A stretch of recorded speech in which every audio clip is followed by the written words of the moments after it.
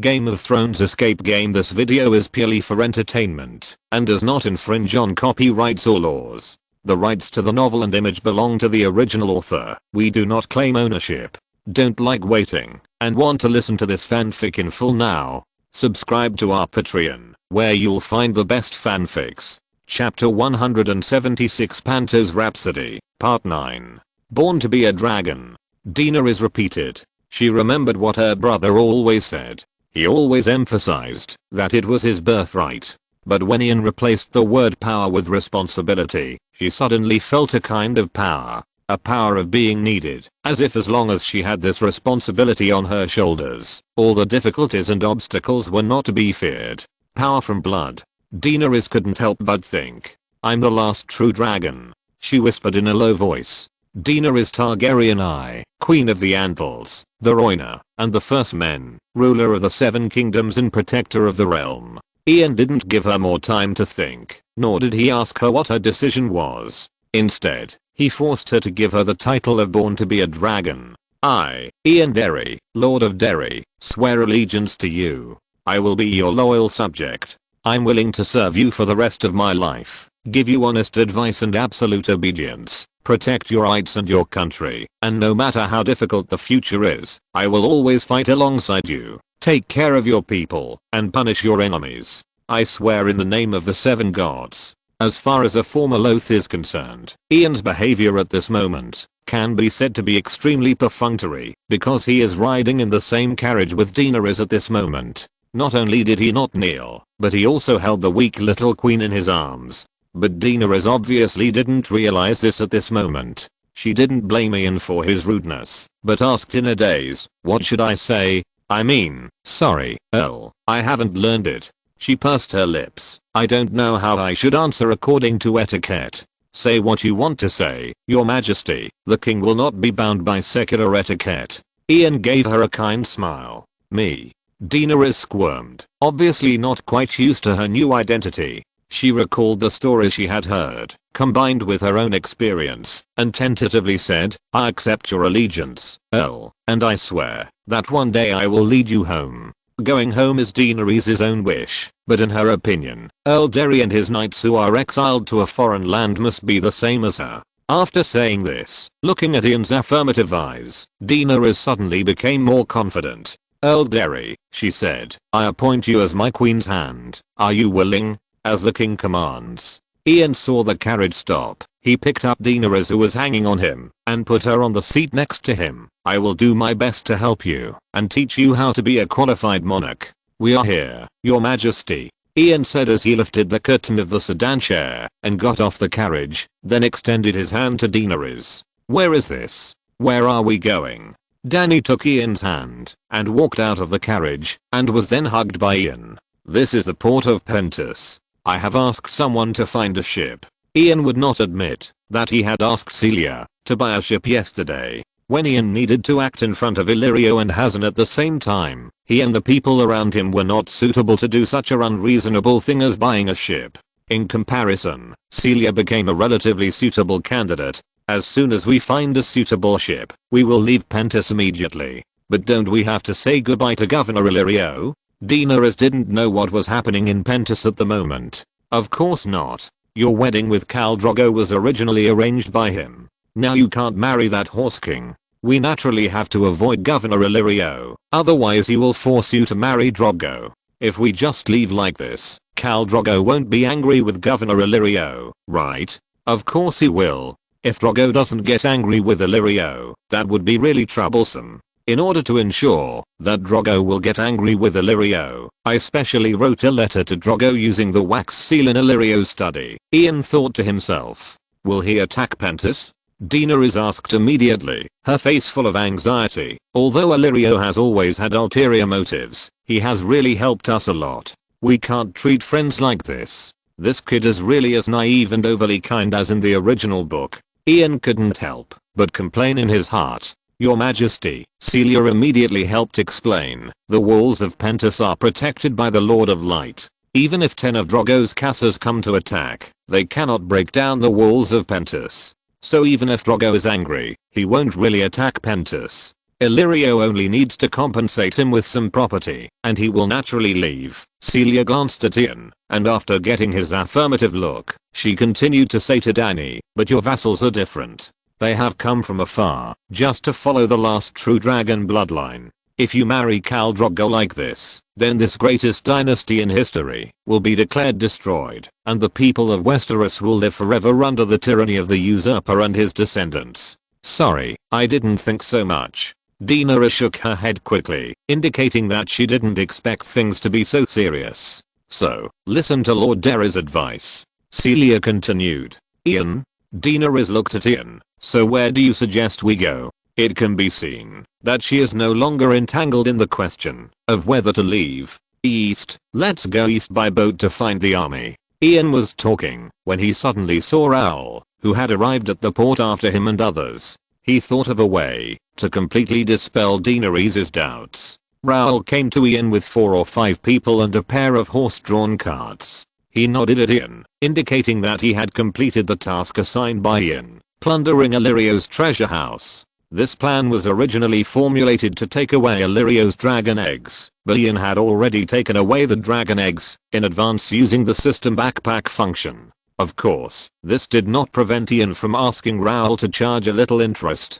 Ian was very satisfied with Raoul's full carriage, but he didn't show it on his face. He just continued to perform. What did Lord Illyrio say? Ian asked Raoul, and then he turned to Daenerys. I have already told Sir Raoul to explain to Governor Illyrio the reason for our departure, and say goodbye to him. Raoul blinked. Because he had been following Ian for too long, he had learned to be cunning. He saw that Ian was acting at a glance, so he didn't answer Ian's question immediately, but waited for the other party's further prompts, so that he could cooperate better. What is this? Ian pointed to the carriage behind Raoul, then stepped forward and lifted the cloth covering it, and then several boxes appeared inside. Is this a gift from Illyrio to us? Ian guessed with a puzzled look on his face. Oh, yes. Raw suddenly realized and nodded quickly. Governor Illyrio expressed that he fully understood our decision to leave early. He immediately funded us with some money and helped us to have a safe journey. He is such a good man. Ian praised Dany, a true friend. We will thank him in the future. Daenerys nodded, and the worry on her face was reduced a little. Since he is sure to deal with this situation, then I'm relieved. It's just right. It seems that the ship has been found. Let's get ready to set off. Ian looked at a captain running over from the dock and said to the people around him. Afterwards, Ian and his party boarded the Kiss of the Breeze goddess and quickly set sail. At this time, Pentos had just set sail, and almost all the ships were scrambling to leave the port. Ian's ship was mixed in, and was not conspicuous at all. Chapter 177 Requiem for Pentos. Sentence Governor Greylo Teteris to death. Deprive the Teteris family of all property and power, and nominate Hazen Moharis as the new Prince of Pentos. Mart Teteris's tone became unusually sharp. Where is Hazen? Shouldn't he give me an explanation? Prince Hazen and his army have already attacked the mansion. By the way, the adjutant paused. Our spies said that they broke through the outer courtyard of the mansion without encountering any resistance at all. No resistance? So Hazen and Illyrio are really allies? Mart laughed angrily. This so-called big trap turned out to be aimed at us. The adjutant didn't know how to respond for a moment. Gather all our troops around and lay siege to this mansion with all our might. Mart ordered. Aren't they going to kill all the Teteris family? Then Hazen won't get out alive. Your Highness, we have captured the outer courtyard of Illyrio's mansion and have not encountered any resistance. According to the scouts' reports, they have withdrawn all their troops to the castle on the back mountain. Hazen's adjutant came to his side. Completely abandon the mansion below? Does Mills have such courage? Hazen shook his head. Then let's besiege them first. It won't be too late to come back and deal with them after we eliminate Illyrio's other forces. By the way, Hazen said immediately, go and rob Illyrio's treasury before Mar than the others. We have been there, but Illyrio's treasury seems to have been robbed once. Although most of the things are still there, the most valuable things have been taken away. How could it be? Where did the thief get so bold? Hazen was a little confused. Marv's army had not entered the mansion yet. How could someone arrive at Illyrio's treasury earlier than him? Your Highness. Suddenly, a voice interrupted the conversation between Hazen and his adjutant. Hazen looked over and saw a young man rushing in front of him. He remembered this person. This was the spy he deployed outside the Parliament Palace. What happened? So impatient? Hazen had a bad premonition in his heart. He vaguely felt that this news was related to the closure of the Parliament Palace. The Great Council claims that Lord Grelo Titrus murdered Prince Trig. Now the Great Council has sentenced Governor Titrus to death. And the Great Council has voted to elect you as the new prince. Governor Valyria also said that he will gradually give the prince real power in the future. Hazen's heart skipped a beat. He knew without thinking that this must be Illyrio's divisive plot.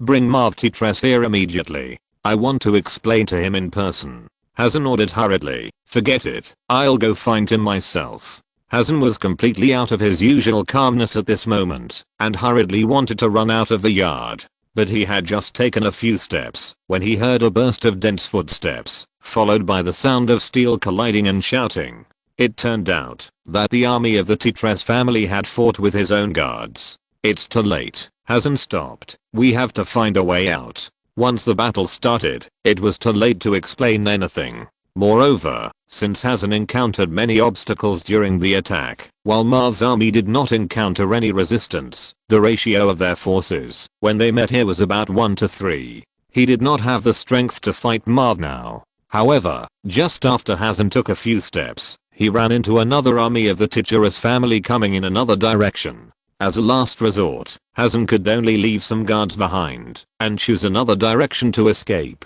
Unfortunately, he ran into the enemy again this time.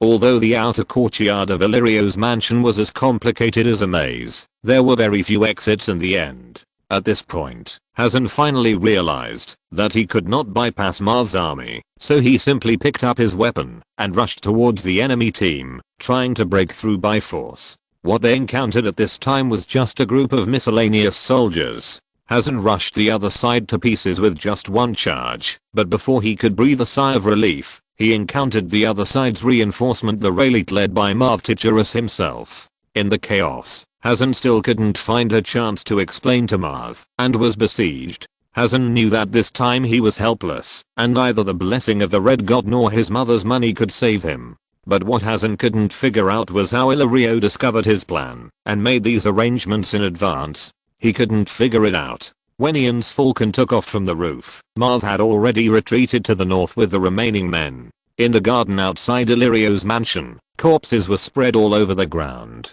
Hazen was among them. Ian felt a little regretful. If he hadn't changed his plan at the last minute and decided to take Daenerys away, Hazen could have become a good ally. But unfortunately, from the moment Ian decided to take Daenerys away, the contradiction between him and Hazen became irreconcilable. Hazen was a Pentis man, and Ian taking Daenerys away was equivalent to exposing Pentis to Drogo's wrath, which Hazen absolutely could not accept. Therefore, Ian had to ensure the death of Hazen and Illyrio, so that he could ensure that no one knew his role in the disaster in Pentis. He would not incur the revenge of Mari and Frigga for his betrayal of Hazen. As for the loss of Bravos, a quasi-ally, due to Hazen's death, in Ian's view, the current situation gave him sufficient confidence to prevent Daenerys from declaring abolition at an inappropriate time, so Bravos, an ally, seemed less important. Not long after, Ian Falcon flew to the south gate of the city. At this time, the Dothraki had gathered outside the gate.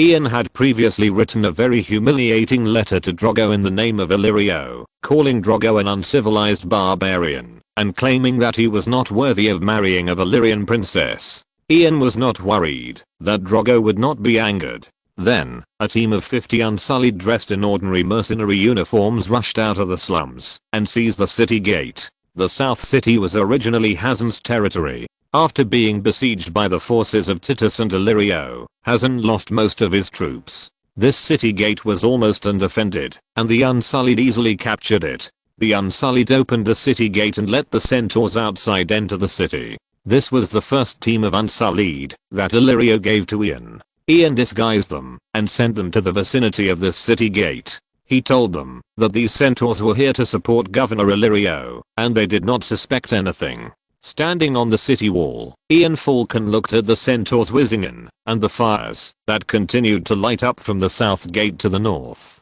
The bloody and burnt smell in the air drifted into his nose, and he felt uncomfortable. I'm a player, Ian reminded himself. If you can't treat all the people in this world as NPC characters, you will die at the hands of other players sooner or later. Euphemus of Athens once said that when there is a prophet, the superiors will do everything they can. But it is not just the superiors who will do everything they can. Unwilling to stay here any longer, the falcon spread its wings and flew back into the sky. Behind it, the crackling of flames, the sound of horse hooves, the roar of Dothraki, the sound of swords clashing, and the screams of Pentus people intertwined like a grand symphony. Ian knew that it was the Requiem of Pentus. Chapter 178. The ship leaving port. Breeze had been off the coast of Pentus for 3 hours, and the sea surface of the Bay of Pentus was full of ships that had escaped from the port. The blazing flames in the city behind them made the captains and sailors who had escaped secretly feel lucky. Is it worth it? After sending Daenerys into the cabin and letting her sleep peacefully, Celia returned to the deck and came to Ian. Is it worth destroying a city and losing Hazan as an ally just to prevent her from marrying the Horse King? I told you the reason. Ian shrugged. The plot of the original book is very easy to be brutally destroyed. It is an open card that we are following Daenerys and other players of countless ways to make our plans fail. In contrast, we directly steal Daenerys away, but we can in turn destroy the plans of other players. For example, those players who may be hiding in Drogo's Kalsari, they may have prepared a huge trap for us, but in the end they can't even see the mother of dragons. But there are many disadvantages, Celia retorted immediately. We have established 3 enemies at the same time: Illyrio, Prince Hazan, and Drogo. No, our only enemy is Drogo. Hazan and Illyrio will not cause us any trouble. Ian shook his head. His falcon had left Pentus after witnessing Illyrio's end and was chasing their ship. Celia was stunned for a long time before she slowly said, "You scare me." "Then do you think I'm scared when I'm doing all this?" Ian suddenly laughed, his smile slightly crazy. "Do you think I'm doing all this like a machine, following the predetermined program and completing everything at will, or am I trembling with fear and treading on thin ice?" Celia didn't expect Ian to suddenly have such a big reaction. "Do you think I was scared when I suddenly found out that you were a player? Do you think I was scared when I proposed a plan with Illyrio and smuggled my own stuff? Do you think I was scared when I was fleeing to the port with the Long brothers and sisters? I'm scared all the time. Before every meal, I'm afraid that there is poison in the food. Before every sleep, I'm afraid that I will never wake up again. Every time I meet a stranger, I'm afraid that he is a player and will suddenly pull out a dagger to cut my throat." As if realizing his own gaffe, Ian stopped talking abruptly. After taking a deep breath, he returned to his normal expression. "But the good news is that everything that scares me so far is dead, and I'm still alive and well." Ian spread his hands. "So I need to remind you not to do any small moves behind my back. I'm a timid person. Once I find out that you have done anything that I can't confirm your intentions, I will immediately regard it as a betrayal and eliminate the threat at all costs." Unexpectedly, this time, Celia was neither angry nor afraid after listening to it. Instead, she laughed. After venting, "Do you feel a lot better? Which player is not like this?" She continued. "For a long time in the past, especially after my 2 allies were eliminated, my situation was exactly the same as yours. This is a game of cannibalism. If the mentality is not strong enough, the players will drive themselves crazy in the end. I had prepared myself mentally long before the competition." Ian interrupted Celia. "Okay, I don't want to continue this topic. How is Daenerys?" "She's fallen asleep." Celia knew what to do and didn't continue to struggle with it. "But she has a high fever." "Very good." Ian nodded. "Very good." Celia asked strangely, "Aren't you worried that something might happen to her?" "It would be strange if a dragon would be harmed by a fever," Ian said non-committally. "If my guess is correct, she is having a dragon dream. Didn't she have it on the eve of Drogo's wedding in the original book? Now it's ahead of schedule." "Dragon dream?" Daenerys' dragon dream on the eve of her wedding was a precursor to the appearance of dragons. foreshadowing that Illyrio gave her 3 dragon eggs at the wedding the next day. Celia asked puzzledly, "We don't have dragon eggs now. What kind of dragon dream is she having? We don't have dragon eggs." Ian chuckled. "Why would I take the mother of dragons away without dragon eggs? So you've already stolen them?" Celia suddenly realized. "So what are you going to do?" she asked immediately. "How are you going to hatch these 3 eggs?" In the book, Daenerys stepped into the fire in exchange for the birth of a dragon, when Drogo became a vegetable and the fetus in her belly miscarried. But there are different opinions about the conditions for the birth of a dragon. "I'm more inclined to the theory that it was a black magic of blood for blood," Ian replied. "The mother of dragons exchanged the lives of her husband Drogo, her son Regal, and the witch Mary Mazdua for the birth of 3 dragons. And I think this theory is the least reliable," Celia retorted, "because before Daenerys, I had never heard of the birth of a dragon requiring a blood sacrifice, and even if there was no human intervention, wouldn't the dragons hatch the eggs themselves? To think this way only shows that you don't understand one thing, that is, what we have in our hands is a dragon egg fossil, not a dragon egg. Fresh dragon eggs certainly don't need these fancy things, but if you want to exchange life from stone, you must sacrifice life. Exchanging life for life is a universal law of magic in this world. Now that you mention it, it seems like I did overlook it." But, Celia reluctantly agreed with Ian's theory. "Even if you are right, then the 3rd person to be sacrificed should not be Mary Mazdua, right? Khal Drogo is the strongest horse king on the seagrass. Regal is the son of Drogo and Dany, the Khal who conquered the world in the prophecy. What the hell is Miri? A witch? If her blood can be exchanged for dragons, then isn't my blood also?" Celia's voice stopped abruptly at the end. She seemed to realize that she had accidentally said something very serious, and smiled awkwardly at Ian's gaze. "Don't worry, you're still a long way from it." Ian didn't know whether to laugh or cry. "Do you really think Mary Mazdua is only as good as you? My level is not bad, right? We obtain magical powers through the system, and are not affected by the decline of magic in this world." Ian shook his head. "But they are different. Do you remember when Mary Mazdua used blood magic? After Drogo was injured? Before the dragon was born?" Ian emphasized. "It is well known that the revival of the magic tide in A Song of Ice and Fire was brought about by Dany's 3 dragons. Before that, the magic in this world had disappeared for who knows how many years. Whether it was the servants of the holy fire of Volantis or the wizards in the immortal temple of Karth, they were all powerless before the revival of the magic tide. Only in the city of Asshai west of the Shadowland, the extraordinary people could retain very low power due to the peculiarities of that city. And Mary Mazdua, the priestess of the Supreme Shepherd, was able to use blood magic in Lazarin to save Drogo's life before the magic tide appeared, and turned the fetus in Dana's belly into a monster.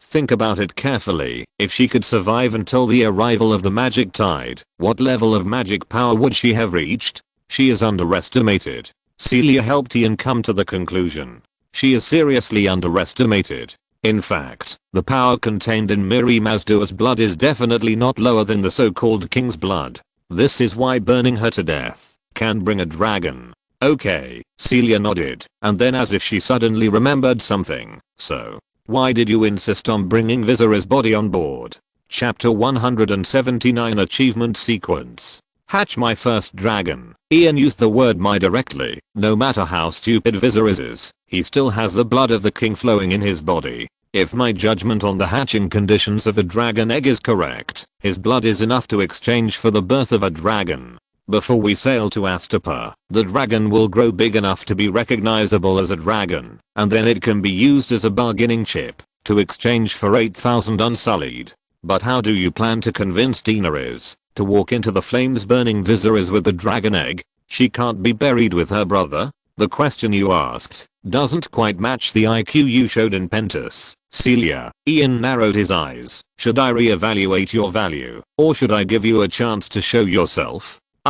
Celia lowered her head. I'll help you convince her. That's right. Ian clapped his hands. Compared to the NPCs given by the system, isn't your biggest advantage that you don't need me to teach you everything? Without your direct order, I dare not touch your queen, she said with a strange tone of queen. What if you think I have bad intentions? Then my life journey will come to an end. Celia seemed to have grasped Ian's bottom line, and her tone was bold enough to be a little weird. So before you do anything in the future, if there is anything you are not sure whether it will arouse my suspicion, explain it to me in advance, and do it after getting my consent. In addition, Ian said, and directly picked up Celia by the waist, and walked into the cabin. Don't mention Her Majesty to me. What do you want to do? Learn Valyrian? Are you crazy? Aren't you afraid of her? Celia growled in fear. Of course I'm not afraid. Ian interrupted her directly, returned to the room, threw her on the bed, and turned back to close the wooden door. I took great pains to bring her out of Pentus, not to find a master for myself. No one in this world can be my master. Everything here is mine, including this ship, the mercenaries and sailors on the ship, the treasures and food in the cabin, the dragon eggs, you and Daenerys, all mine. The next morning, Ian woke up very early, but his mind was very clear. In fact, Ian had noticed before that, since he had slowly improved his mental power attribute, he could always rely on a short sleep to recover a lot of energy. He glanced at Celia beside him. She was breathing evenly and sleeping soundly. She held Ian's arm tightly in her arms with both hands, with a peaceful smile on her face, as if she had a good dream. You sleep well, Ian complained in his heart. But this is normal. After Celia followed him, her situation was much safer than before. Any player who might threaten her would be dealt with by herself, and she only needed to worry about the threat from herself. But she had obviously grasped her bottom line. As long as she kept her cat with her, and did not betray him, she would not have to worry at all. At least she would not have to worry about him backstabbing her, before she finally declared victory. Ian gently pulled his hand out of Celia's arms, and did not disturb her. After all, he had been studying High Valyrian with her until late last night, and she was indeed exhausted. What? The process? There is nothing interesting about the process. What is interesting about learning a foreign language? I have never seen you so serious in class. After sitting up, Ian began to check the settlement report of the previous day as usual. At this time, the number of remaining players has reached 26. The time for the cancellation of the leaderboard and the start of Bounty Mission 3 is gradually approaching. Or maybe not so close. After all, the speed of player reduction has completely slowed down in recent times. If he had not killed 2 in Pentus, the progress of player elimination would have almost stagnated. After checking the settlement report, Ian, who was about to log out of the system, suddenly found that there were still several emails in his mailbox. Obviously, there were none when he checked yesterday morning. But didn't I complete any tasks yesterday? Ian opened these emails one by one with doubts. Successfully killed Viserys, achieved the advanced achievement Kingslayer, and obtained 50 points. 1 mysterious dream copy opening scroll. Successfully stole items worth more than 1000 gold dragons. Achieved the primary achievement Thief, and obtained 3 skill points, 5 points. And 1 basic skill self-selected scroll. Successfully stole items worth more than 10,000 gold dragons. Achieved the intermediate achievement Theft Expert, and obtained 20 points. 1 skill upgrade scroll. This scroll can upgrade any skill below the legendary level by 1 level. The updated data card is Ian, Strength 35, Agility 27, Mental Strength 22 skills, Etiquette Basics, Common Language Reading and Writing Basics, Swordsmanship Proficiency, Horsemanship Advanced, Lance Intermediate, Skin Changer Intermediate, Green Seer Basics Attribute Points. 0 skill points. 5 points. 151 items. Basic skill self-selected scrolls asterisk 2 skill upgrade scrolls asterisk 2 dream copy opening scroll asterisk 1 right square bracket are this? Ian blinked his eyes, a little unresponsive. After all, this wave of settlement was really too unexpected.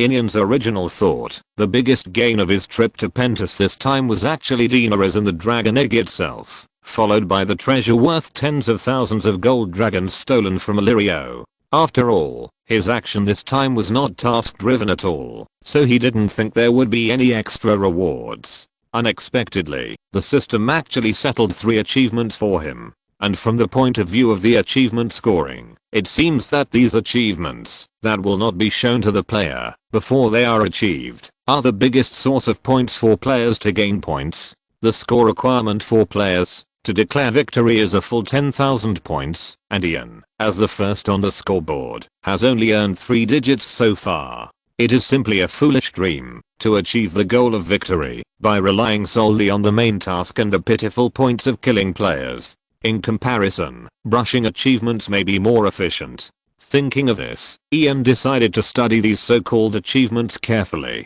After clicking into the system's achievement toolbar, Ian saw his currently lit achievements. There are 6 achievements that have been achieved, namely, Primary, Butcher, Primary, Road to Nobility, Promotion, Intermediate, Road to Nobility, Under 1 Person, Advanced, Regicide, Primary, Thief, and Intermediate Theft Expert. Ian divided these achievements into 4 sequences, based on the means of achievement: killing players personally, promoting official positions in the Royal Council, killing indigenous targets and stealing property. There is nothing to say about killing players. As for promoting official positions, if the Prime Minister is only at the intermediate level, then either this sequence is capped at the intermediate level, or the requirement for the advanced achievement is to become a king. Killing indigenous targets is Ian's guess. After all, the advanced level is to kill a king, then the intermediate level is probably to kill an earl, and the primary level is to kill a knight. No, not a knight. Ian immediately denied this idea, because the mercenary Captain Camera, that role killed on the day he just crossed over to this world, was a knight, and since the archers under his command killed Viserys, and counted it as his head, the enemy's role killed should also be counted as his heads. But the system did not calculate such an achievement at that time, which means that the intermediate level of this achievement line should be killing a noble of the first level of the feudal lord, that is, the duke in Chinese translation, and the primary level is killing a lord noble, lord, instead of a knight. Then, it is the most important, thief, sequence achievement. Obviously, because Ian transferred the Unsullied stationed in Illyrio's mansion in advance, and Roll and his team did not fight, the gains they looted Illyrio's mansion were calculated by the system as theft instead of robbery. Why did Ian say that this is the most important thing? Because such a designated stealing achievement seems to be tailor-made for players who choose the thief profession at the beginning. Following this line of thought, did the planner design exclusive achievements for each profession? If so, and these customized achievements can also be completed by players who choose other professions at the start, then you can then try to see if you can brush out the achievements of those professions through the growth ideas of different professions, thereby obtaining a large number of points and system props. Chapter 180 Dragon Dream. Viserys' fists came and landed on Daenerys, hitting her as always. Daenerys took his blows, and she was so frightened that she could not move. She tried to run away from him, but her body would not obey her, and he struck her again, knocking her to the ground. "You have awakened the dragon," he screamed as he punched and kicked her. "You have awakened the dragon. You have awakened the dragon." Daenerys finally found her chance to break free, and then she began to flee madly. She ran into a long hall with high stone arches above her. She did not dare to look back, but ran as fast as she could. There was a door far ahead of her. Because of the distance, it seemed very small, but she could still see that the door was painted red. She quickened her pace, and her bare feet left one bloody mark after another on the stone floor. Finally, she came to the door. Just as she was about to push it open, the hateful voice came from behind her again. "You don't want to wake the dragon, right?" Daenerys didn't have time to answer, and was blocked by Viserys again. "You little bitch, you woke the dragon." He screamed and reached out to grab her. Daenerys mustered up the courage, and pushed Viserys to the ground. The next moment, Viserys screamed. Daenerys looked closely, and found that a steel crossbow arrow as thick as 2 of her fingers was stuck in Viserys' chest. The setting sun shone through the skylight of the hall on Viserys. He curled up and whispered, "Save me." He stretched out his hand to Daenerys. "Save me, my dear sister, save me." Viserys' voice was hoarse, like a snake's hiss. Daenerys hesitated for a moment, and stretched out her hand to him. "You woke the dragon." His voice exploded in her ears again. Daenerys was startled, and quickly pushed the door open to escape. Behind the door was a knight in black armor, with a 3-headed dragon made of ruby inlaid on his breastplate, and under his crotch was a horse as black as the armor. "You are here, my sister," the knight in black armor said gently. "Sister?" He called me sister? Daenerys subconsciously took a step back, fearing the wrath of the sleeping dragon. But soon she realized that the knight in front of her was not Viserys. He would never be so heroic. This was Rhaegar, her eldest brother, the last true dragon, the greatest knight. Thinking of this, she felt a little relieved. But the next moment, a giant in silver white armor appeared in front of Rhaegar. He wore a stag-horned helmet and held a warhammer in his hand and fought with Rhaegar. Daenerys wanted to help, but she didn't know how to do anything. So, she could only watch the stag-horned giant sink the warhammer into her brother's breastplate, smashing the ruby fragments to the ground. Rhaegar was knocked to the ground, dying. Daenerys hurried forward to check his injuries, but when she lifted his visor, she saw Viserys' face. You have awakened the dragon's wrath. Daenerys was knocked to the ground again. Her thighs were covered with blood, and she was moaning with her eyes closed, but suddenly she heard a hideous tearing sound, followed by the sound of mighty fire burning wood, and crackling sounds came from the depths of the flames. It seemed that someone was answering her prayers. Daenerys opened her eyes, and saw that Viserys was gone. Huge pillars of fire rose around her, and in the middle of the pillars of fire there was a giant dragon. It slowly turned its head, and its eyes like molten lava met her gaze. Daenerys woke up with a start, trembling all over, and cold sweat dripped down her body. It turned out to be a dream. She breathed a sigh of relief, and the next moment, she suddenly felt a little confused. There would be no more dragon's wrath, and no more Viserys. I'm the last true dragon blood. I'm Daenerys Stormborn, the princess of Dragonstone, with the blood of Aegon the Conqueror flowing in my body. Dany whispered, but what should I do? I know nothing. As she spoke, she suddenly remembered Ian's usurpation of power when she was weak yesterday, and her face, which had returned to normal because of the dragon dream, turned red again. What are you thinking about? Dany reached out and held her hot cheeks. You are his queen. He is your knight. You should not indulge his usurpation. But the queen always has to marry. If the assassin of the usurper hadn't suddenly killed Viserys, I should have been at Khal Drogo's wedding by now, right? Daenerys looked out the window of the boat, and her vision was filled with the blue ocean. The sky above the sea was particularly clean and bright, and the reflection of the sun was projected on the water, sparkling. But now, it seems that I don't have to marry him. Dany recalled the giant who frightened everyone, and felt a little happy in her heart, although she knew she shouldn't be like this. She knew that she didn't have to marry Drogo, because of Viserys' death, which was definitely not something to be happy about. But she couldn't control her joy in her heart. Only then did she realize that her feelings for Viserys, apart from the little bit of family affection, were all fear, and her fear of Viserys' death was greater than her sadness. As long as I don't admit it, it's fine. She told herself so, and then classified this matter into the category of secret in her heart. After completing this operation, Dany was in a good mood, and she wanted to call Doree to come in and help her change clothes. But the moment she uttered the first syllable, she suddenly remembered that she was already on Ian's ship, and none of the servants that Illyrio gave her had followed. When she thought of Doree, Dany couldn't help but think of the skills she taught her to please the Horse King. As she thought about it, Doree's face in the memory picture unconsciously turned into Ian's face. Daenerys quickly realized this. She quickly shook her head to get rid of all these strange images, and looked at the clothes at the foot of the bed. She decided to challenge the most difficult thing she had ever done in her life, dressing herself. 10 minutes later, Dany walked out of the room. It's not difficult, Dany muttered. Successfully putting on this dress, that would be a bit cumbersome when dressing, made her look confident, and it seemed that the difficult road to restoring the country in the future would become a little smoother. She decided to have breakfast with Ian and find out what happened yesterday. At the same time, she also got to know his next plan. After all, he was now in charge of her restoration plan. Your Majesty, Your Majesty. As soon as Dany walked out of the room and came to the hall of the cabin, she saw everyone saluting her, so she smiled in response. Your Majesty, are you feeling better? Raw came to Daenerys. I'm fine now, sir. Daenerys smiled and replied. She was a little nervous. This was her first time talking to a vassal as a queen, and it was also her first time talking to a knight from Westeros other than Ian in all these years.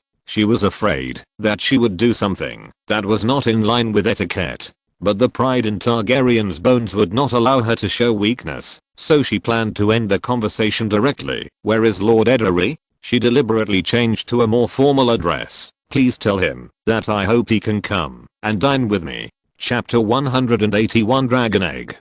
Raoul raised his eyebrows. Lordell hasn't gotten up yet. Yesterday's events made him too tired. "Of course," he said deliberately. "If your majesty needs it, I will wake him up immediately." "No." Daenerys blurted out, and then she realized her loss of composure. After showing an awkward smile, she quickly regained her seriousness. "I'm not in a hurry. Since the Earl is very tired, let him have a good rest. I will ask him to come to me when he wakes up." "As you wish, your majesty," Raoul responded, and then went to bring food to Dany. Breakfast was specially prepared for her with fine bread and unified fish soup. Compared with the luxurious banquet in Illyrio's mansion, it was simply unpalatable, but Daenerys didn't complain too much, just ate the food in small bites. Although she spent a long time in the restaurant, she still couldn't wait for Ian to arrive until the end. Helpless, she could only return to the deck in dismay, intending to take a breath of fresh air from the sea breeze. But as soon as she reached the stairs, she saw Ian and Celia coming down from upstairs together. "Lord Derry." Daenerys greeted first. "Lady Celia." "Your Majesty." Ian immediately saluted. "Your Majesty." Celia also saluted. "What are you doing?" "I just met Priest Celia in the corridor and asked her some questions about High Valyrian. I plan to learn this language in detail from her later," Ian explained with a smile. "I can teach you too," Daenerys said subconsciously. "Your Majesty?" Ian pretended to make a puzzled expression and at the same time complained in his heart. "No, you can't do it. I have to seal the book to learn from you." "No." Dany was embarrassed again and explained with her head down. "I just want to say that I'm also proficient in High Valyrian. If Lord Derry has any questions, you can ask me." Compared to that, Ian didn't want to continue to entangle with her on the issue of learning foreign languages. "I found something in Illyrio's gift, and I think you should like it." "What is it?" Daenerys' attention was immediately attracted. "Come with me." Ian waved his hand, and then took Daenerys and Celia to the bottom of the stairs. Soon they came to a small room guarded by 2 knights. Seeing Ian's arrival, the guard opened the door of the room. Since there was no window in the storage room in the belly of the ship, a guard took the initiative to enter the door and lit the oil lamp inside with a torch, and then pushed it out. Ian walked into the room, and then felt a faint musty smell coming to his nose. Enduring the smell, Ian walked to the wall and took out a cedar box from among the many boxes. Earlier, he had taken the dragon egg out of the system backpack and put it in this box. In the other nearly 10 boxes, there were gold and jewelry worth more than 70,000 gold dragons. This was the harvest of Roll and his men, when they only looted one of Illyrio's treasure houses and some rooms, and did not take away any large items. If Roll and his men were given half a day to search carefully, or if they did not have to worry about being blocked on the road, and moved those large items, maybe Ian, the thief's advanced achievement, would have been completed directly. Now is not the time to think about those meaningless things. Ian stopped fantasizing, put the box on the ground in front of Dany, and then opened it. "Wow." Daenerys exclaimed immediately. In her opinion, the huge dragon egg was the most beautiful thing she had ever seen in her life. "These are dragon eggs from the Shadowland east of Asshai." Ian directly relayed Illyrio's description of the dragon eggs. "After tens of millions of years, they have become fossils, but they are still bright and beautiful. Although there is a saying that these 3 eggs were stolen by Alyssa Farman from Rhaena Targaryen in 54 AC, and later sold to the seeking of Bravos." But Ian felt that just over 200 years might not be enough for the dragon eggs to become fossils. Of course, it is also possible that once the dragon eggs lose the blessing of some magical power, they will soon turn into stone, but Ian needs to further verify that statement in the future. "You are the blood of the real dragon, so I think you should like them," he continued. Dany did not answer Ian, because at this moment, she was attracted by these 3 dragon eggs with her whole body and soul. One dragon egg is dark green with many bronze spots, one is light milky white with golden stripes, and the last one is black, like the midnight ocean, but with lively dark red waves and whirlpools. They were so rich in texture and color that Dany thought their shells were bright gems at first glance. She held a dragon egg in her hands and examined it carefully. She thought it looked like fine ceramics or enamel or blown glass, but the dragon egg was much heavier than any of them, and it was as heavy as solid stone. There were tiny scales on the surface of the eggshell. She played with the dragon egg, and the light from the oil lamp shone through her fingers on the egg, making it shimmer with a reflective luster, like it had been polished. Suddenly, Daenerys' heart throbbed. She looked up, but found that the egg in her hand was gone. She looked around in panic, but she couldn't see Ian. All around was shrouded in darkness, only the area in front of her was under a faint light. Once again, she heard the sound of burning flames, so she looked up at her head, the source of the sound, and a pillar of fire sprayed into the sky flashed her trance. Then the pillar of fire disappeared, and the light around her also disappeared. The last thing left in her vision was a huge black figure that was looking down at her just before the light disappeared. It was a dragon. She knew it. "Your Majesty, Your Majesty, Dany?" Ian's shout pulled her out of the illusion, and she found that she was staring at the torch in Ian's hand in a daze. "What happened to you just now?" Ian asked while wiping the sweat from Dany's forehead with a handkerchief. "Is it too hot in the cabin? Why are you sweating so much all of a sudden?" "Yes, I'm a little hot," Daenerys said along with this reason, and then she realized the movement of Ian's hand. "This is an usurpation. I'm your queen," she shouted in her heart. "You shouldn't treat me like a child." But how should he get along with me? Like with Viserys? Respectful and trembling? No, no, no. When Dany thought of that scene, she cried out in her heart that it was not good. It was too bad, and she couldn't accept it. Until Ian finished his action, Dany was still struggling with whether to stop him. "Your Majesty, did you see something just now? Was it a dragon?" At this moment, Celia suddenly interrupted Daenerys' thoughts. "How do you know?" The little queen was startled. "Because I asked you to see it. Because I saw it too." Celia smiled. "That was the revelation of the Lord of Light. He told me that you will use these eggs to bring dragons back to the world." Dany quickly turned back to look at the dragon eggs. In an instant, thousands of blood-red sparks flashed before her eyes. She blinked, but they disappeared again. "Stone," Daenerys whispered. "It's just stone." The dragons had long been extinct. Viserys had told her that when the end of the world came to Valyria and the land of Eversummer, magic would also disappear in the west. The swords blessed by the spell, the wind and rain singers who predicted the weather, and the dragons were all irreversible. They, the Targaryens, were the only family of dragon kings who escaped the catastrophe of the end of the world. With the help of the dragons, they conquered the entire Westeros. But the last Targaryen dragon died about a century and a half ago, during the reign of Aegon III, and he was therefore called the Dragonbane.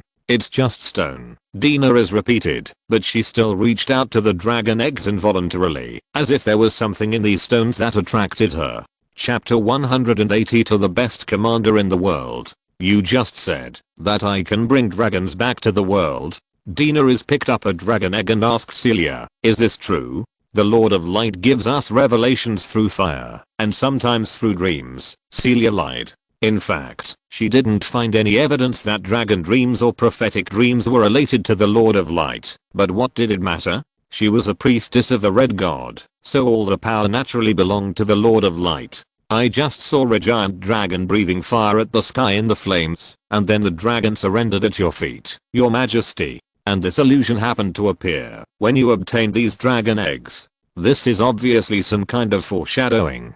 Daenerys believed most of it, because the first half of what Celia said was exactly the same as the scene she saw. So, Celia asked as if she was guessing, "Are you not afraid of fire? Or at least, not afraid of heat?" "Not afraid of heat." Daenerys immediately recalled the scene where she could bathe in boiling water at will, and then nodded. "That's right. Then, maybe you can try," Celia said, while handing the torch to Daenerys. "Try to touch this flame. If the flame doesn't hurt you, then some of my guesses may be true." "This is crazy." Daenerys hesitated a little. Although she had long discovered that she was not afraid of heat, she had never done such a bizarre thing. "This is related to whether you can bring dragons back to the world, Your Majesty," Celia reminded.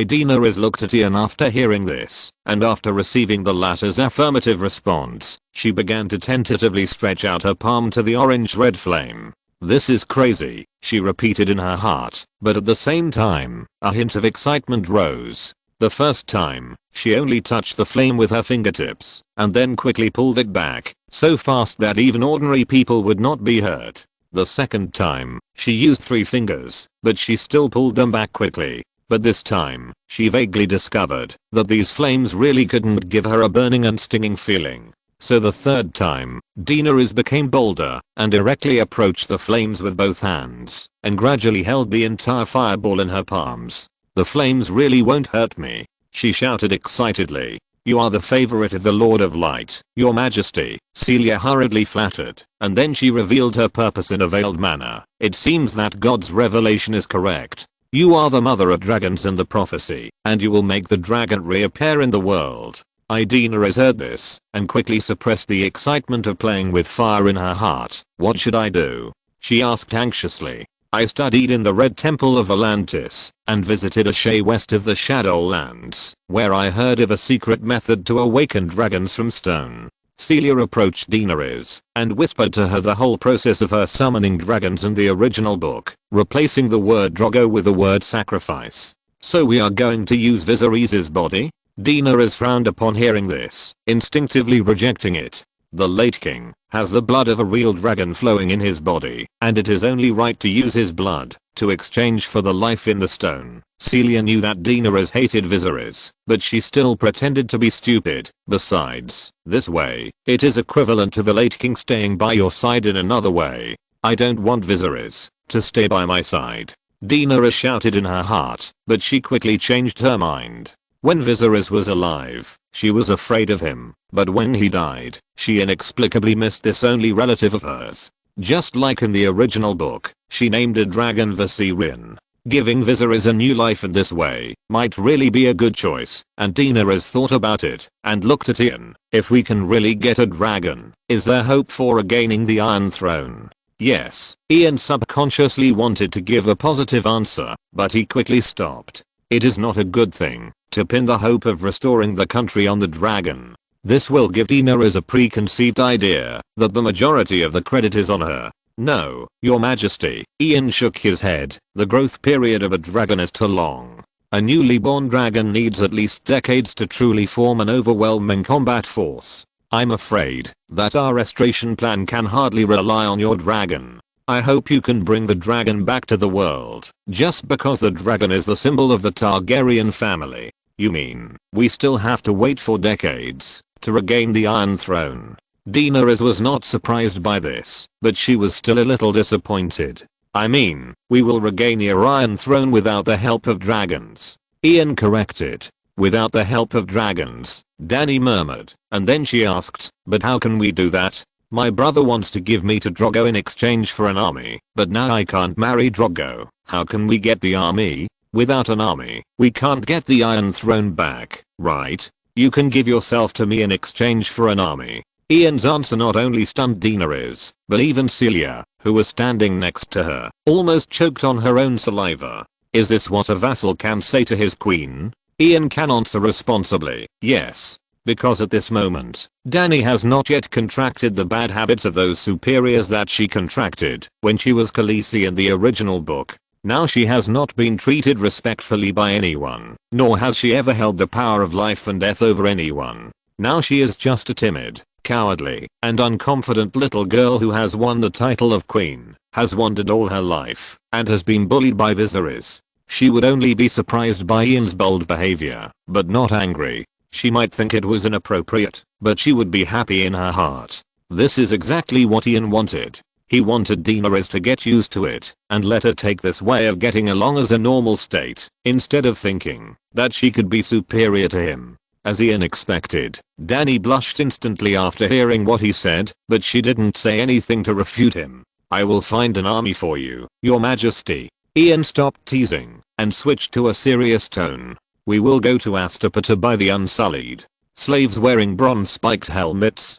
Dany had certainly seen the Unsullied. They were the main force of Valyrio's guards. "Can they defeat the Knights of Westeros?" "They are too fat." The Unsullied under Valyria or other governors are all garden guards. They can't play their strengths at all. They often have nothing to do. Eunuchs are prone to obesity.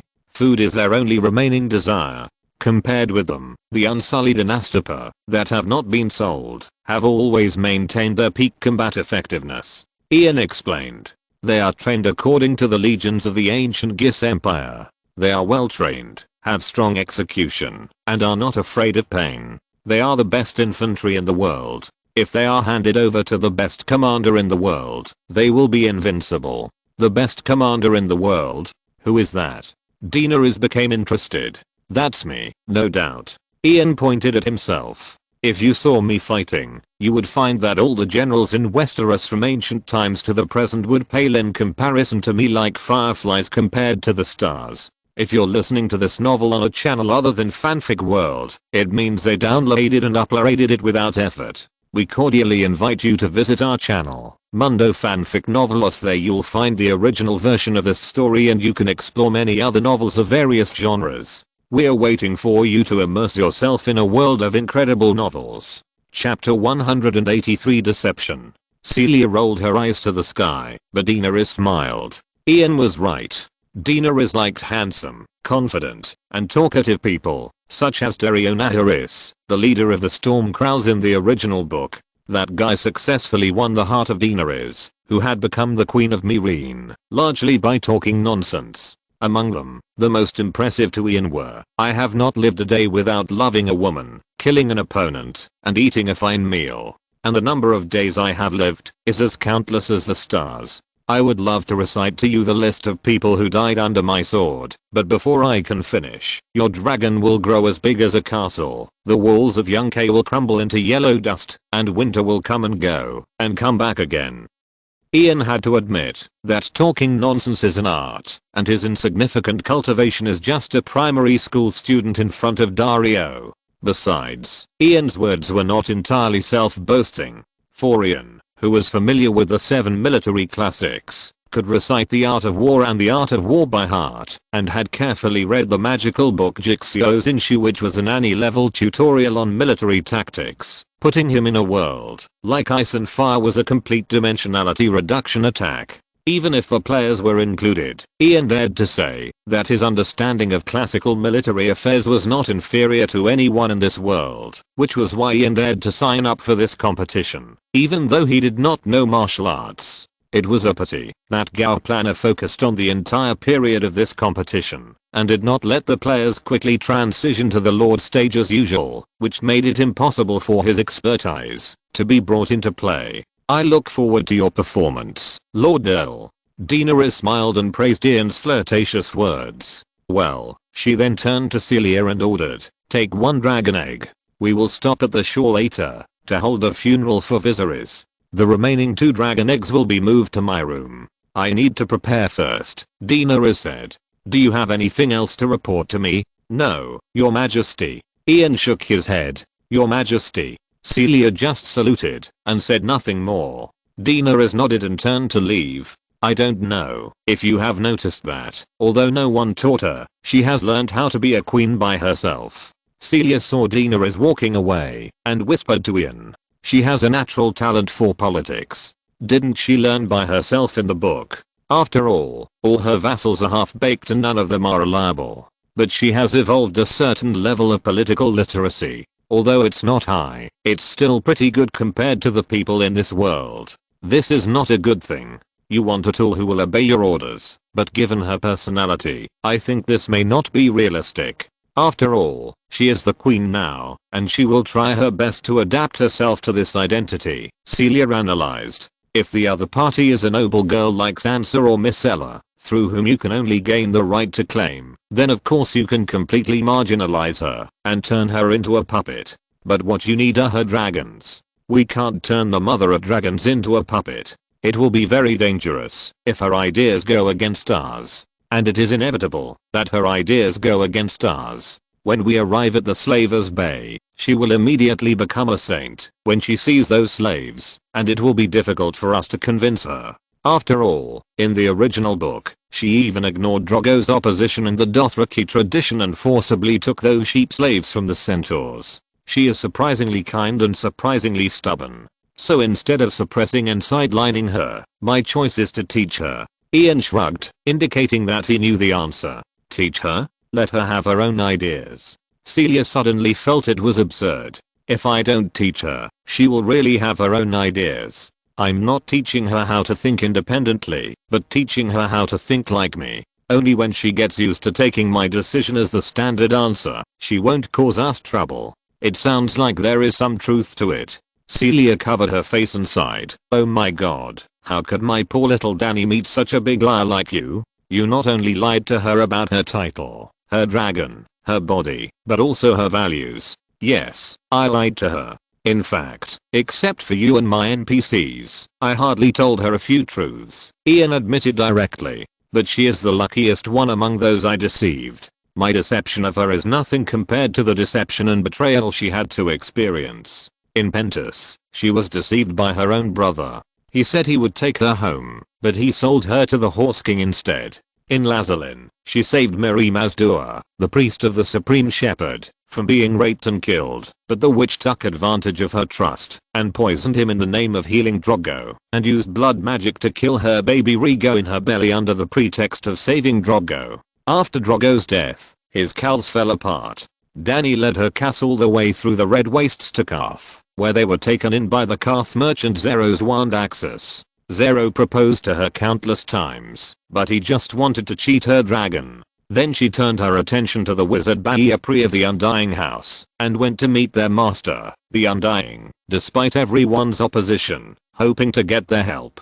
The Immortals claimed to share knowledge with her, to teach her how to use magic weapons, to answer all her questions, and to teach her the mysterious language of dragons, but they only wanted to absorb her life force. In the end, with the help of the Black Dragon Rogan, she killed the Immortals and escaped. Later, she occupied Astapor and obtained the Unsullied army. After she defeated Yunque, she agreed to spare their city as long as they freed the slaves. However, as soon as Dany left, Yunque put collars on the slaves again and began to gather troops and mercenaries to plot against her. She occupied Meereen and even married his Dazolorak, a Meereenese noble, but she was still betrayed by them.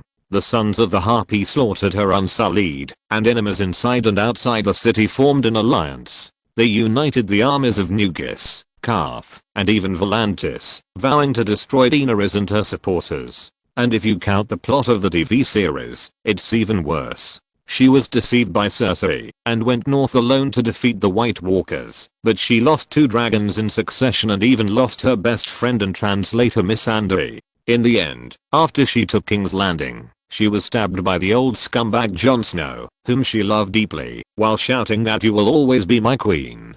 Compared with all this, what are my lies? Ian spread his hands. Follow me, there is only victory and glory, no pain and sorrow. You are so confident, do you feel that you have already won? At least compared with the anxious days in Westeros and Pentos, in my current state, it is not easy to lose. Ian patted Celia's butt. Hurry up and work. Prepare for the birth of our first dragon. Chapter 184 Black Dragon Iron. After leaving the Bay of Pentos, the Kiss of the Breeze sailed southward with the sea breeze. At dusk that day, they chose a natural harbor to temporarily dock under Ian's order, to prepare for Viserys' funeral. Not long after, a simple crematorium was set up on the coast. After Viserys' body was simply washed by the servants, he was changed into ordinary clean clothes, and then Ian personally carried it to the crematorium. Bring the oil. Daenerys gave an order to the servants around her, and they quickly brought jars of scented oil.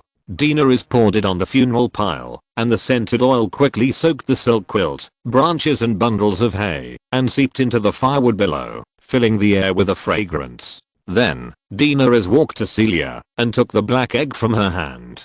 Don't be nervous, your majesty, the King of Light protects you. Celia saw Daenerys' somewhat stiff arms, and whispered to comfort her. Yes. Daenerys nodded gently, holding the egg, and returning to the funeral pyre again, and placed the dragon egg on Viserys' body. Then she sat on the funeral pyre, and nodded to Ian. Ian waved his hand, and asked everyone else to return to the ship, leaving only Daenerys, Celia and himself. Captain, why don't they let us stay? The first mate asked Darren Grafson as he walked onto the ship.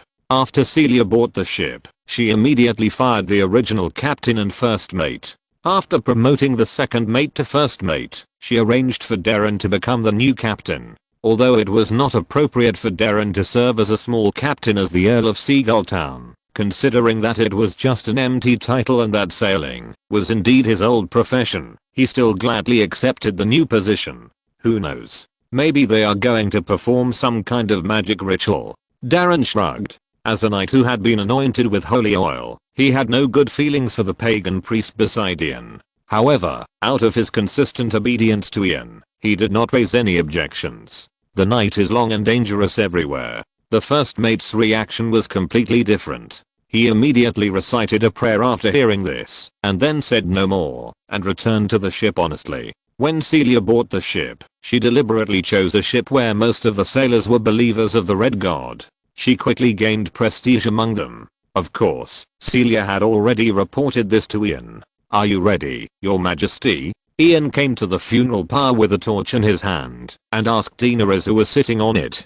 Daenerys took a deep breath and nodded heavily. The next moment, Ian put the torch into the hay and branches under the funeral pyre, lit one corner, and then walked around the funeral pyre clockwise to light the other four corners. Soon, long tongues of fire shot up from the crematorium, licking the belly of the night sky. The raging fire created a strong wind, spreading around with thick smoke. Ian, who was almost choked, could only retreat until he lost sight of Daenerys in the flames. He barely stopped. Similarly, Daenerys, who was in the flames, also lost sight of Ian. She was indeed panicked when she suddenly lost sight of Ian, but soon calmed down. "I'm the descendant of the true dragon," Daenerys whispered in her heart. Daenerys sat on the crematorium, allowing the raging fire to surround her. The flames were like roaring beasts, ruthlessly engulfing everything around her, but she herself was not hurt at all. She even admired the flames. Daenerys was attracted by the flames. The flames were so beautiful that she had never seen anything more beautiful in her life. Each cluster of fire looked like a wizard wearing a red, orange and yellow robe and a long, smoking cloak on his shoulders. It looked like a bright red fire lion, a golden giant snake, and a unicorn made of pale blue flames. It looked like a fish, a fox, and a monster. It also looked like a wolf, a bird with bright feathers, and a tree full of flowers. Like a dragon? The next moment, Daenerys saw the pair of eyes that looked like lava again. A gust of sea breeze blew, and the red trees on the shore rustled.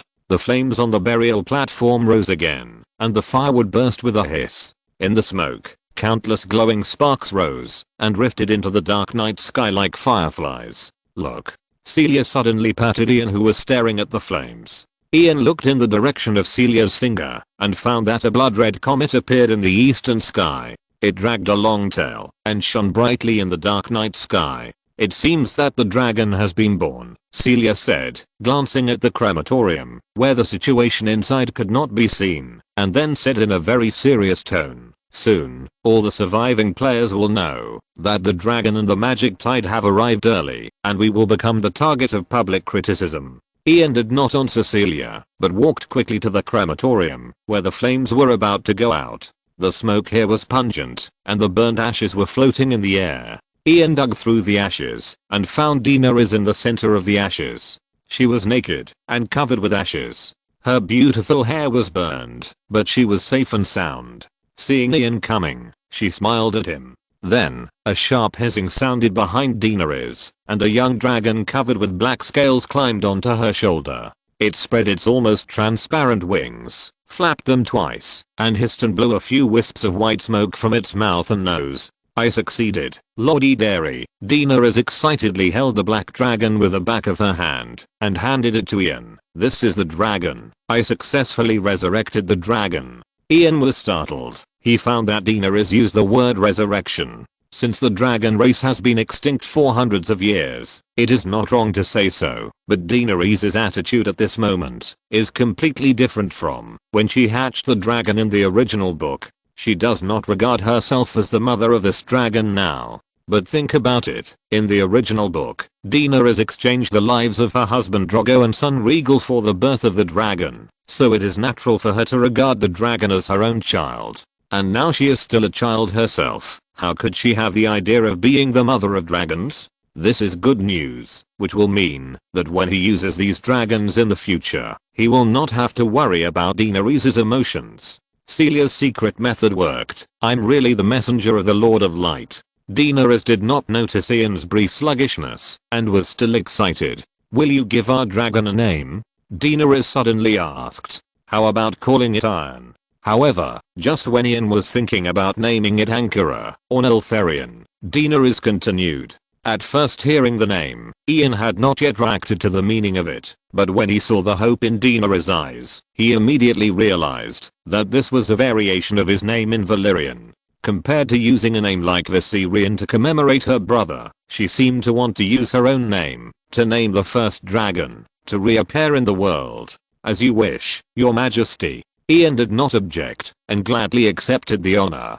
The next chapter will be posted in the evening. I have used up all the manuscripts in my hospital these days. I originally brought my computer to the hospital, but it was too noisy in the ward and I couldn't write anything for a long time. I will go out tomorrow afternoon after the drip and find an internet cafe nearby. Chapter 185 Red Comet. North Winterfell. Ser Boros Blount wore the white robe and armor of the King's Guard, a white high-top helmet, and a golden lion badge with red gemstone eyes on his armor. In the name of a warrior, I ask you to be brave. After saying that, he moved the long sword on Roland's right shoulder to his left shoulder. In the name of the Father, I ask you to be fair. Then he moved it back to his right shoulder. In the name of the Virgin, I ask you to protect the weak and the innocent. In the name of the Maiden, I ask you to protect all women. Get up, Ser Roland, in the name of a knight. After Ser Boros finished the last oath, he put the sword back. Roland stood up and buckled his sword belt.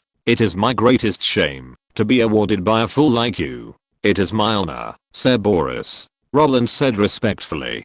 Who is the worst King's Guard in history? Meryn Trant, who said any male prostitute can beat 3. No, he was not as bad as Boros Blount, who cowardly surrendered when he was surrounded by Tyrion's men while escorting Tommen to Robbie's.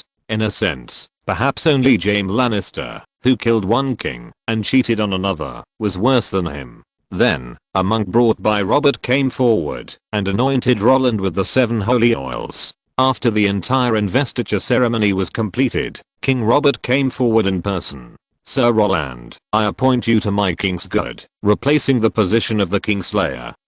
Robert directly skipped all the red tape and stated his first appointment. I will not fail in my mission, my lord, and I will fight for you with my life. Sir Roland swore loudly. I will faithfully perform the duties of the Kingslayer, he added in his heart. Since you have already proved your combat ability in the Parliament, I will appoint you as the Deputy General of the Royal Army. Robert said his second appointment. Make good use of your talent to assist Eddard. Robert had earlier appointed Eddard Stark as the Commander-in-Chief of the Royal Army. I hope you can get enough military merit in the West. Yes, Your Majesty. Roland accepted the appointment immediately. Eddard Stark on the side did not raise any objections, because at the small meeting the day before, this young man had proved his talent, and Eddard was very happy to get his assistance. Afterwards, Roland completed the remaining parts of the tedious ceremony step by step, and came to his sister Lyanna at dinner. Obviously, this player named Lyanna pinched her face according to Lyanna Stark in the original book, and her every move, speech and temperament were all imitating Lyanna Stark. Although the description of Lyanna in the original book is only text information, which leads to her appearance being less than 70% similar to Lyanna. Fortunately, Lyanna's death is far away from now, and she still perfectly fits the shadow that Robert has been seeking but not getting.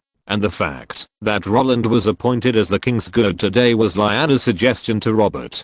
She told Robert to appoint her brother Roland as the King's Guard first, so that he could participate in commanding the royal army as a King's Guard without being criticized for his identity. The King's Guard does not marry, does not have land, does not have children, and does not have any other titles. In terms of identity, he represents the king. Unless he makes a mistake himself, other nobles will not find a reason to attack him. Then, Roland can easily gain enough military merit in this must-win battle against the Westerlands across the continent. After the war, Robert only needs to order Roland to release his oath of the King's Guard, and he can find a big castle in the Westerlands to be granted to him, and Lyanna can also get the qualification to marry Robert. As for which castle will be given to Roland in the end, it is hard to say. It depends on where there is a vacant castle. Of course, the best result for Roland is definitely Castle Rock, which is also his biggest goal in the next stage.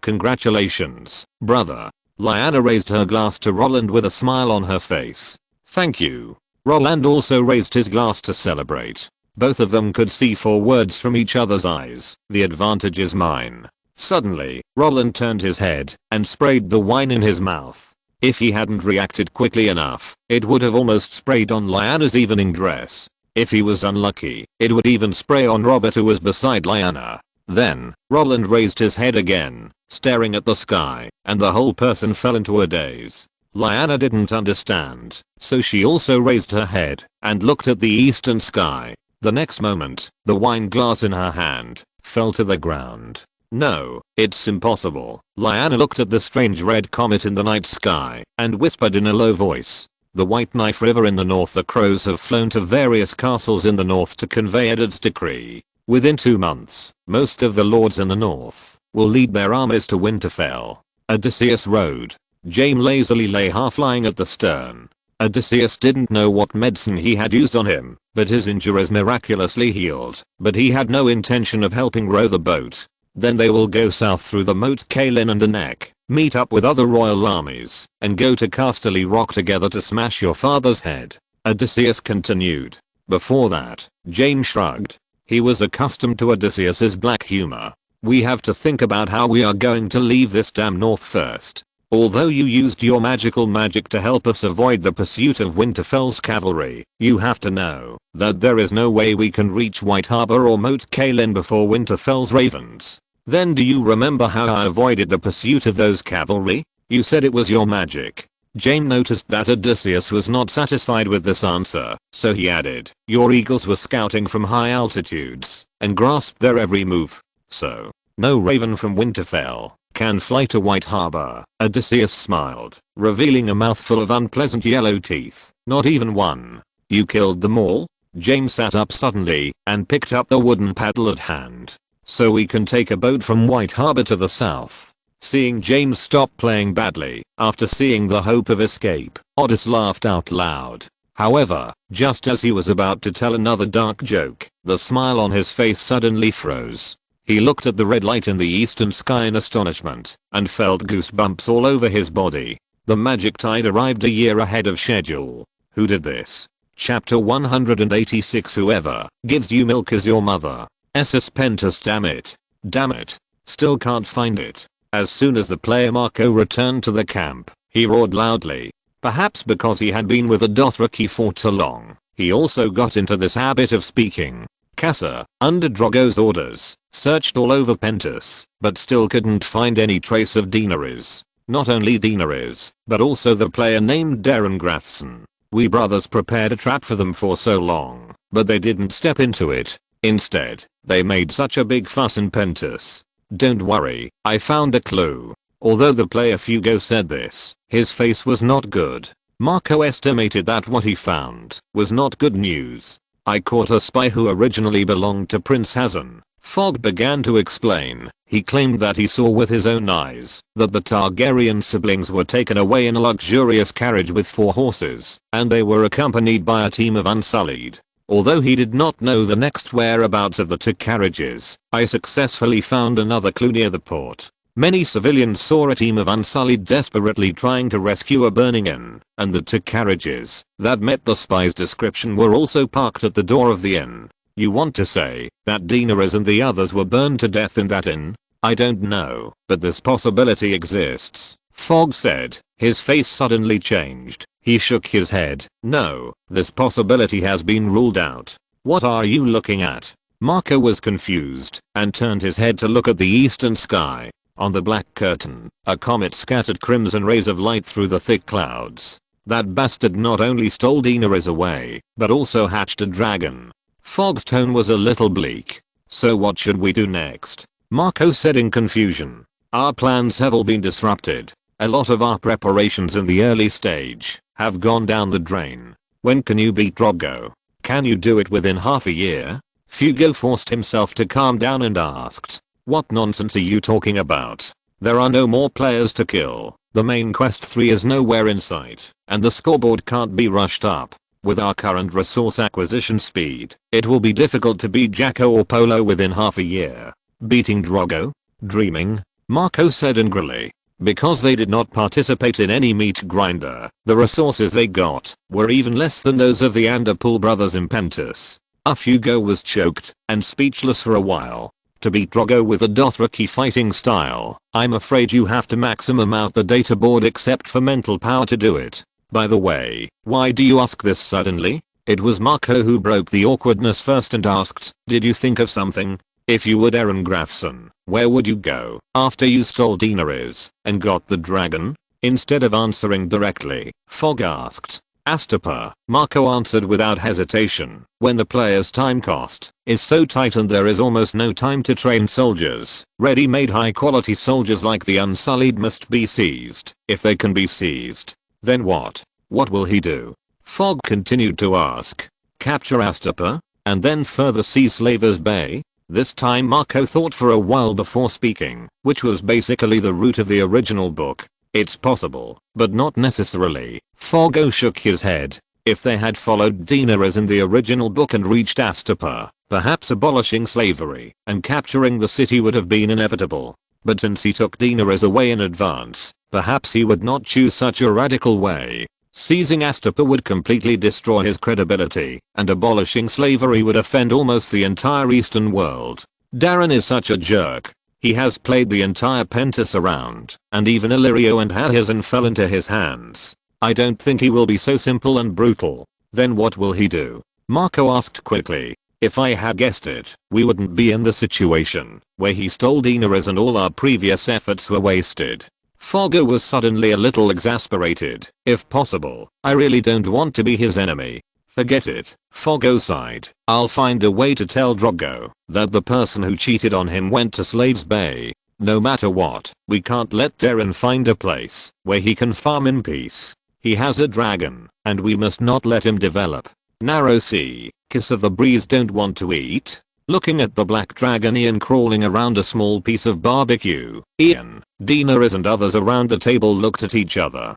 Perhaps we should find other food for it. Daenerys frowned, but I don't know what dragons eat. Maybe milk. Ian suddenly remembered that in the original book, the first thing the three-headed dragon did after it was born was to suck Daenerys' milk. This is quite strange. It is an oviparous animal, but it has to breastfeed. Milk. Daenerys didn't understand what Ian meant. Is there milk on the ship? Ian didn't answer her, but turned to Darren and asked, but then he slapped his forehead. Well, how could there be? With the preservation conditions of this era, who would load this thing on the ship for no reason? How could that be? As expected, Darren answered oddly, but his next sentence surprised Ian. But there are several dogs on this ship, and one of the female dogs just gave birth to a litter of puppies, so she should be able to produce milk. What the hell is this luck? Ian subconsciously looked at Daenerys. Is this the legendary halo of the protagonist? Even if you yourself are not pregnant and cannot produce milk, but since you have hatched the dragon, fate will not let it starve. Go and squeeze it. Quick. Ian ordered hurriedly. The dog was a real help. If it weren't for it, Ian would have to order the ship to dock and then go ashore to find milk for the dragon. This place is not far from Pentus. There are many villages and the population is dense. Ian is not worried about not being able to find it, but he is afraid of running into a Dothraki raiding party, which would lead to a fierce battle. Soon, Darren returned to the table with a small bowl of dog milk. Ian had subconsciously wanted Daenerys to feed it, but he suddenly remembered an old saying in his mind, whoever has milk is a mother. If I feed Darren the first mouthful of milk myself, will it increase its closeness to me, or even make it think of me as the mother of dragons? Thinking of this, Ian was quick to snatch the wooden bowl from Darren's hand before Daenerys, who had already reached out to take the wooden bowl, causing the girl to look puzzled. Let me do these chores, Your Majesty, you are worth $1 million. Ian said perfunctorily, and then handed the wooden bowl to Ian's mouth. Sure enough, this time the little black dragon did not turn a blind eye to meat, but quickly climbed up, flapped its translucent wings twice, buried its head in the bowl and drank. It drank. This is the food it needs now. Seeing this, the girl instantly threw away the frustration of being robbed of the opportunity to feed it, and shouted happily. After a while, the black dragon finished drinking the milk in the bowl. It retracted its head from the bowl, crawled forward 2 steps, and looked at Ian eagerly. "It's not full," Daenerys said quickly. "I can see that." Ian nodded. "Anything else?" he asked Darren. "If you want to squeeze it, of course you can. But those puppies," Darren said, and was glared at by Ian, so he quickly changed his words. "This dog has a high milk production. There is no problem at all. What are those puppies? Is it important to have dragons?" "Don't mention this in front of Daenerys, lest she become overwhelmed with sympathy." This is what Darren read from Ian's eyes just now. After being with Ian for a long time, he felt that he had also practiced it. Next chapter at night. Chapter 187, the third month-end settlement. The next day, Ian personally fed the black dragon Iron with dog milk as usual. Unfortunately, although Iron was very active in eating, he turned a blind eye to almost all of Ian's instructions, which made Ian wonder if his feeding behavior was not effective. Zaldris Rabus, lo Mr. Adrazi Valyria Egid Rata. Seeing that Ian failed to interact with the black dragon Iron several times, Daenerys finally couldn't help but said, "What do you mean?" Ian was a little confused. "You can only listen, understand your instructions, if you speak High Valyrian," Daenerys explained, and then asked, "Aren't you learning Valyrian with Priest Celia every day? Why can't you understand it at all?"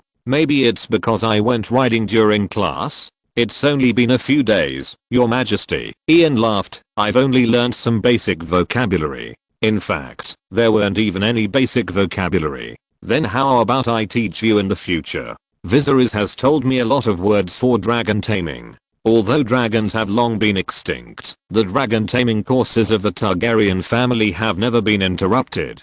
Perhaps they all hope that dragons will return one day. However, you really can't forget about teaching me a foreign language. If this is your wish, Your Majesty, I will obey you." Ian agreed, because he really felt that he needed to learn Valyrian now. He planned to use a basic skill self-selected scroll to add basic points to Valyrian later, and then learn from Daenerys, which might save some skill points. "We can start now. How about starting with the basic instructions for dragon taming?" Daenerys herself didn't know why, but she was very happy after getting a positive answer.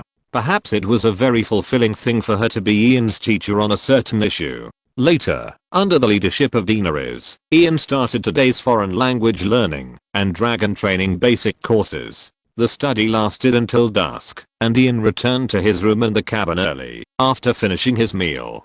Judging from the results of dragon training, when I gave Ian orders in Valyrian, its reaction was obviously quite positive, but compared with its obedience to Daenerys' orders, it was much worse.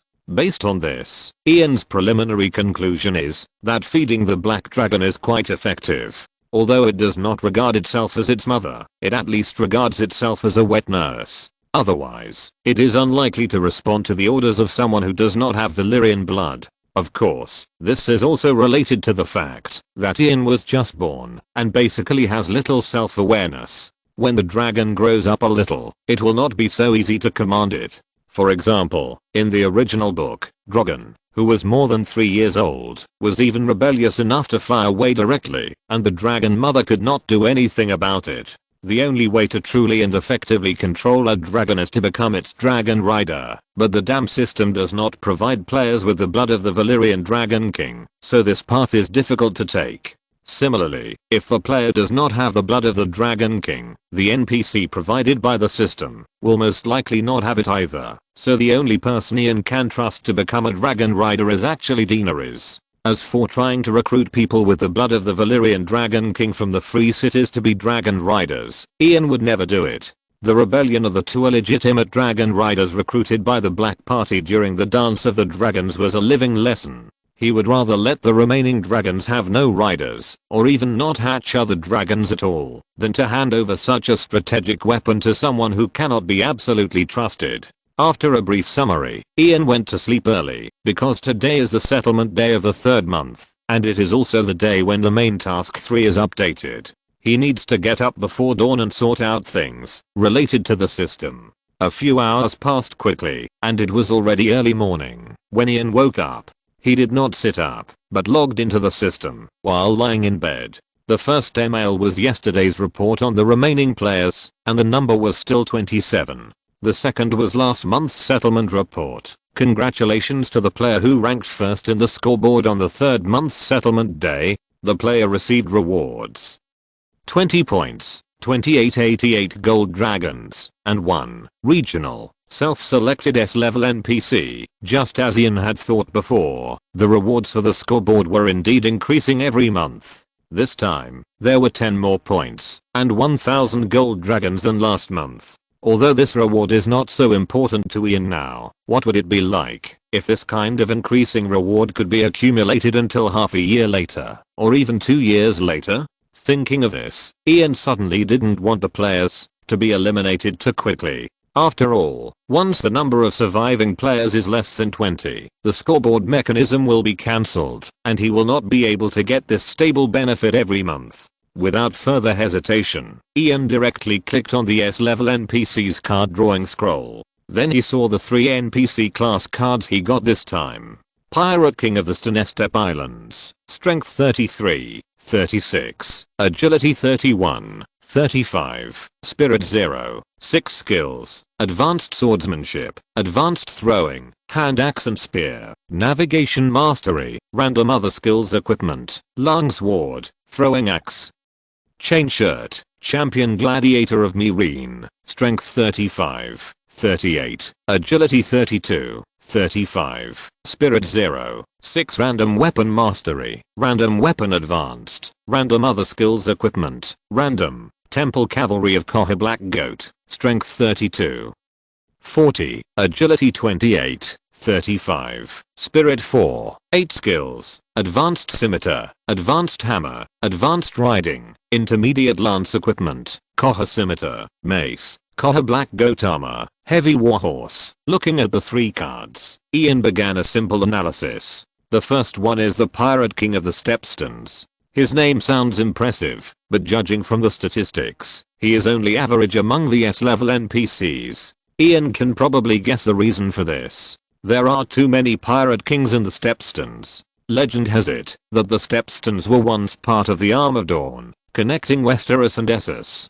When the ancestors invaded Westeros from the land bridge, the Green Seers of the Children of the Forest used a powerful forbidden magic to break the Arm of Dawn, and the broken land bridge formed the Stepstones. No one has counted how many islands there are in the Stepstones, maybe hundreds, maybe thousands, but only Bloodstone Island and Grey Gallows Island have names. In the Stepstones, as long as you occupy a small island and have 1 or 2 ships, you dare to call yourself a Pirate King. However, although this so-called Pirate King is half as powerful, he is indeed a good choice for Ian now. Getting a pirate captain means that he can buy another ship before entering the Summer Sea, so that he can sail to the east more safely. The second card was the Meereen Champion Gladiator.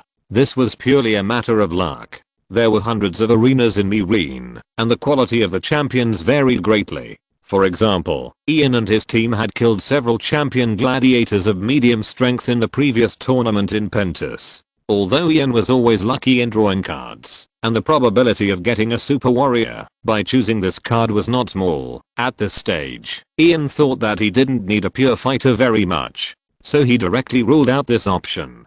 Chapter 188 Main Mission 3. As for the last one, the Temple Cavalry of Koha Black Goat, it has appeared for the second time.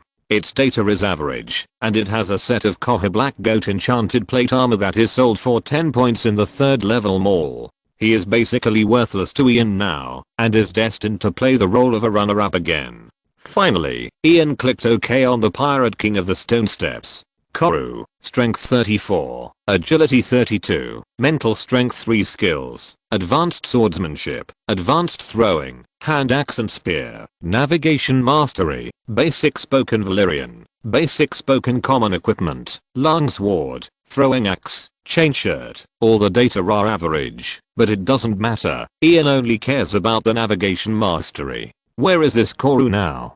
Does he still have a ship? Or at least he has some men? Ian called the system assistant who had been silent for a long time and asked a series of questions. Tirosh, no, and gave a simple and rough answer.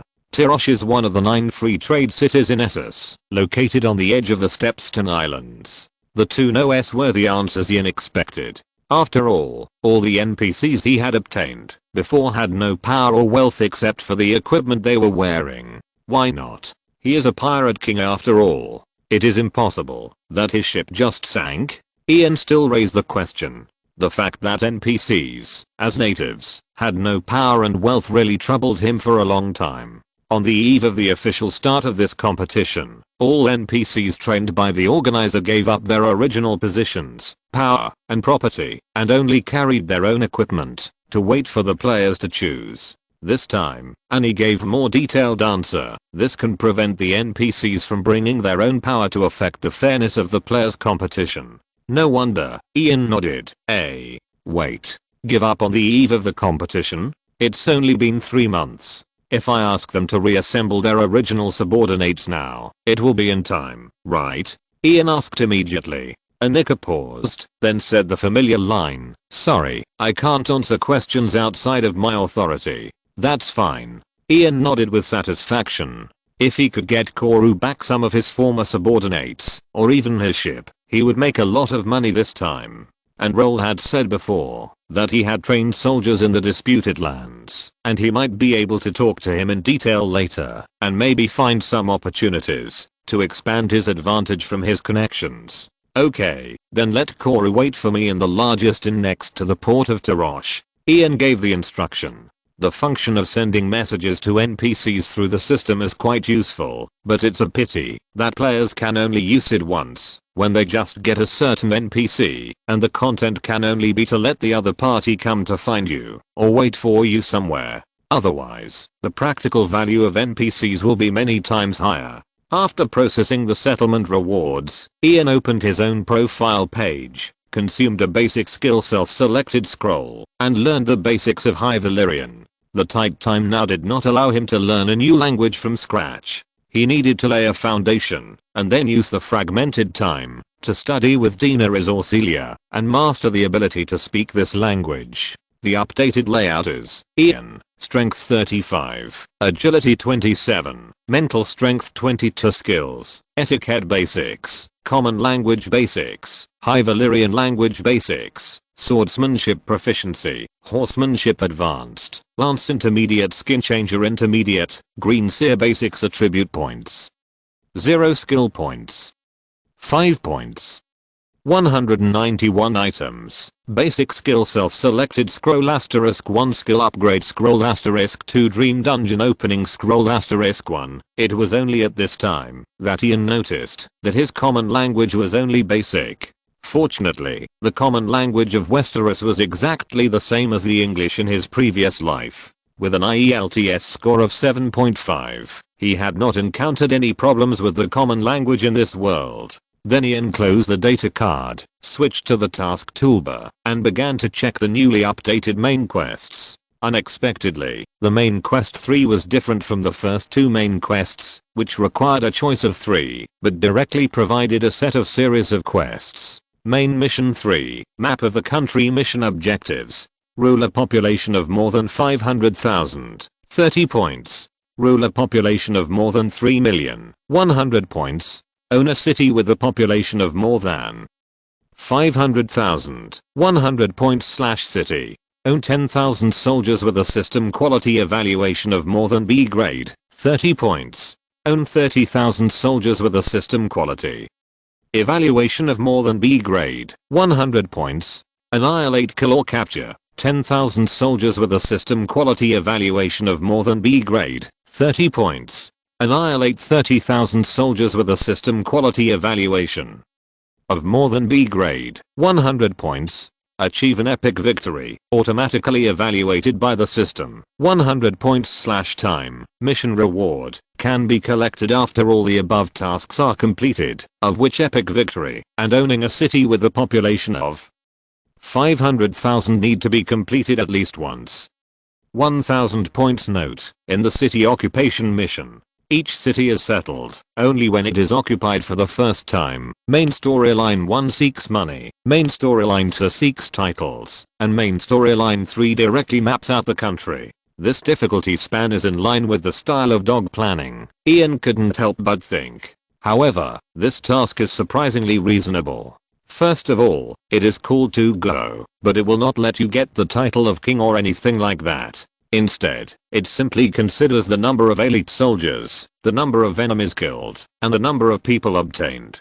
It is not fake, so that players can't find any loopholes to exploit. This makes Ian inevitably wonder if the various loopholes in the early tasks are deliberately released by the planners to let players take advantage. Secondly, although it is extremely difficult, the corresponding rewards are also completely worthy of such difficulty. At least, the rewards of more than 1,000 points can give Ian hope to get the full 10,000 points required to declare victory. Exiting the taskbar, Ian clicked into the points mall again. With the arrival of a new month, the random column in the third level mall has also been refreshed.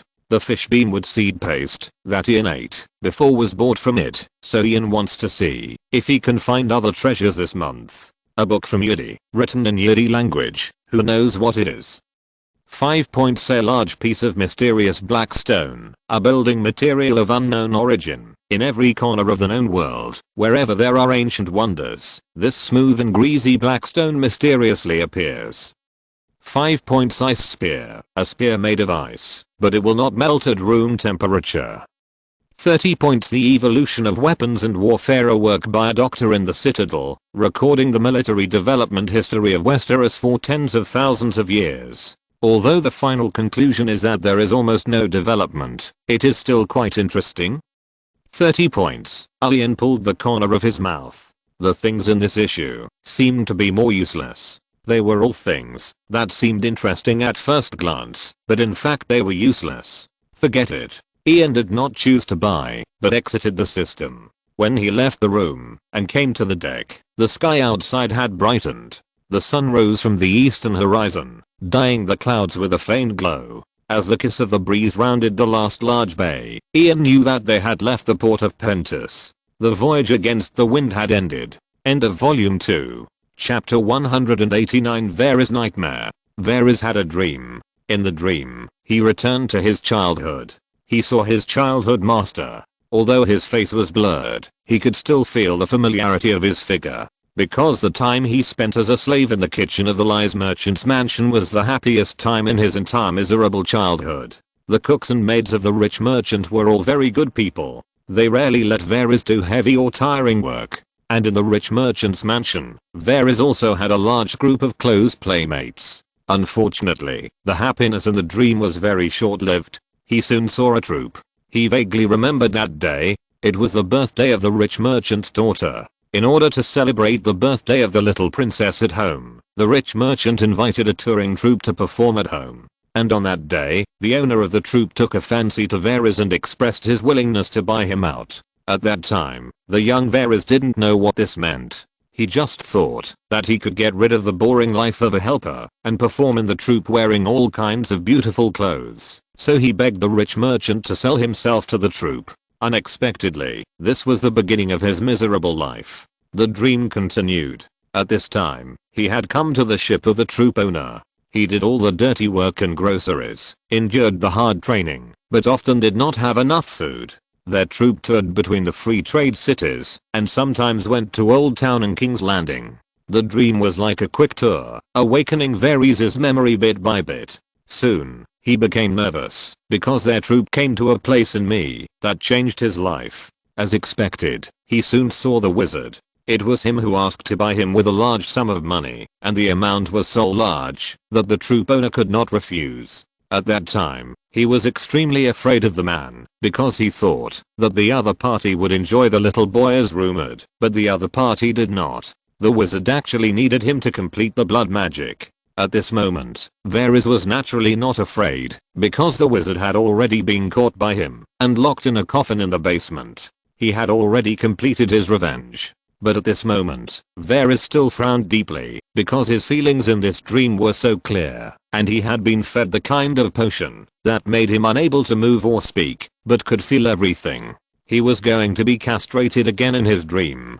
Varys really wanted to curse. Sure enough, what was coming came. The heart-wrenching pain came from his lower body. In the corner of his eye, Varys saw the wizard throwing something into the flame. The flame turned blue, and a voice came from the flame. It was the voice that lingered in Varys' heart day and night. He still didn't know whether it was a god, a demon, or a magician's trick. The flame went out, and the voice disappeared. When Varys opened his eyes again, he was already in Pentos, and sitting in front of him was his new assassin friend Illyrio Patimus. Varys secretly felt lucky, because this dream skipped this terrible experience. After the ritual, the wizard drove him out to the street, and left him to fend for himself. The troop had already sailed away, and he began to live a life of begging and stealing.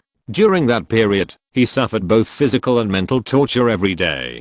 If he could, he would never want to look back. When his vision returned to the present, he began to cooperate with Illyrio to do a new business. He stole things from pickpockets, and Illyrio gave them to the owners in exchange for rewards. Soon they became big and strong, and their reputation in Pentos rose. All those who lost valuables knew to ask them for help to find their lost property. Of course, the thieves in Pentos were also looking for them. At first, they mostly wanted to kill the two business robbers, but unfortunately they didn't succeed. So in the end, these people simply asked them to help sell the stolen goods, and in fact became their subordinates. Before long, Varys and Illyrio accumulated a lot of wealth. The dream continued to move forward, but Varys became more and more confused. He began to think, what does it mean that he suddenly had a dream of reviewing his life?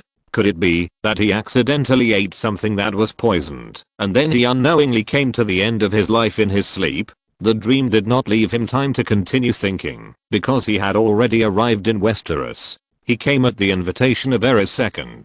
The Targaryen monarch known as the Mad King discovered his talent, and invited him to his royal council to serve as the chief of intelligence. So he began to serve the Targaryen family. Gradually, his intelligence network began to spread throughout King's Landing. Every move of the city could not escape his eyes. He gained the trust of Mad King Aerys II, so that the captain of the King's Guard, fearless Barristan Selmy, disgustedly said that Aerys' dynasty had become Varys' dynasty. Unfortunately, after the outbreak of the War of the Usurper, after Prince Rhaegar died in the Battle of the Trident, the Lannister loyalist army arrived at the gates of King's Landing belatedly. He advised Aerys II not to trust Lord Tywin, and not to open the gates to him, but this time, the Mad King did not listen to his advice, but chose to believe in the loyalty of the Lannister family. Aerys II and Lord Tywin were close friends in their youth, and even Aerys II was knighted by Tywin. During the more than 10 years, when Tywin served as the hand of the king, the already dying Targaryen dynasty once regained its vitality.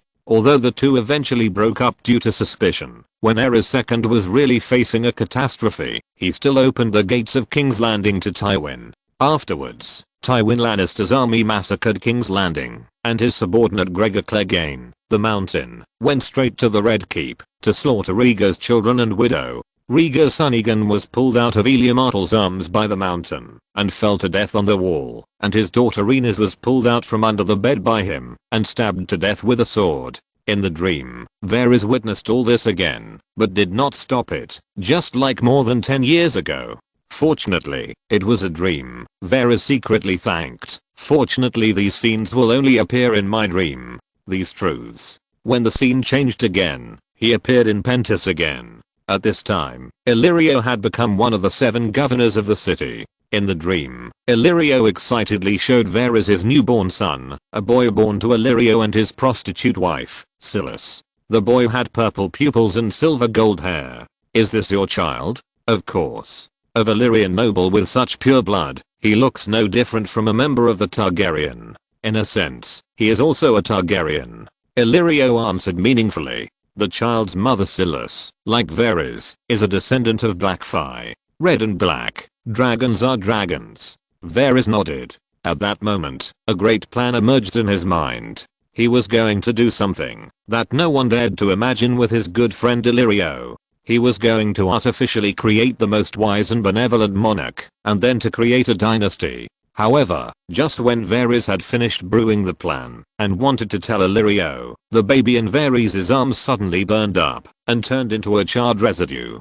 And his friend Illyrio also turned into a cold corpse, with arrows stuck all over his fat body. Then, the whole Pentis was on fire. In the blazing flames, Varys once again heard the whispers he heard in the flames that year. It was still the language he couldn't understand. Was it a god?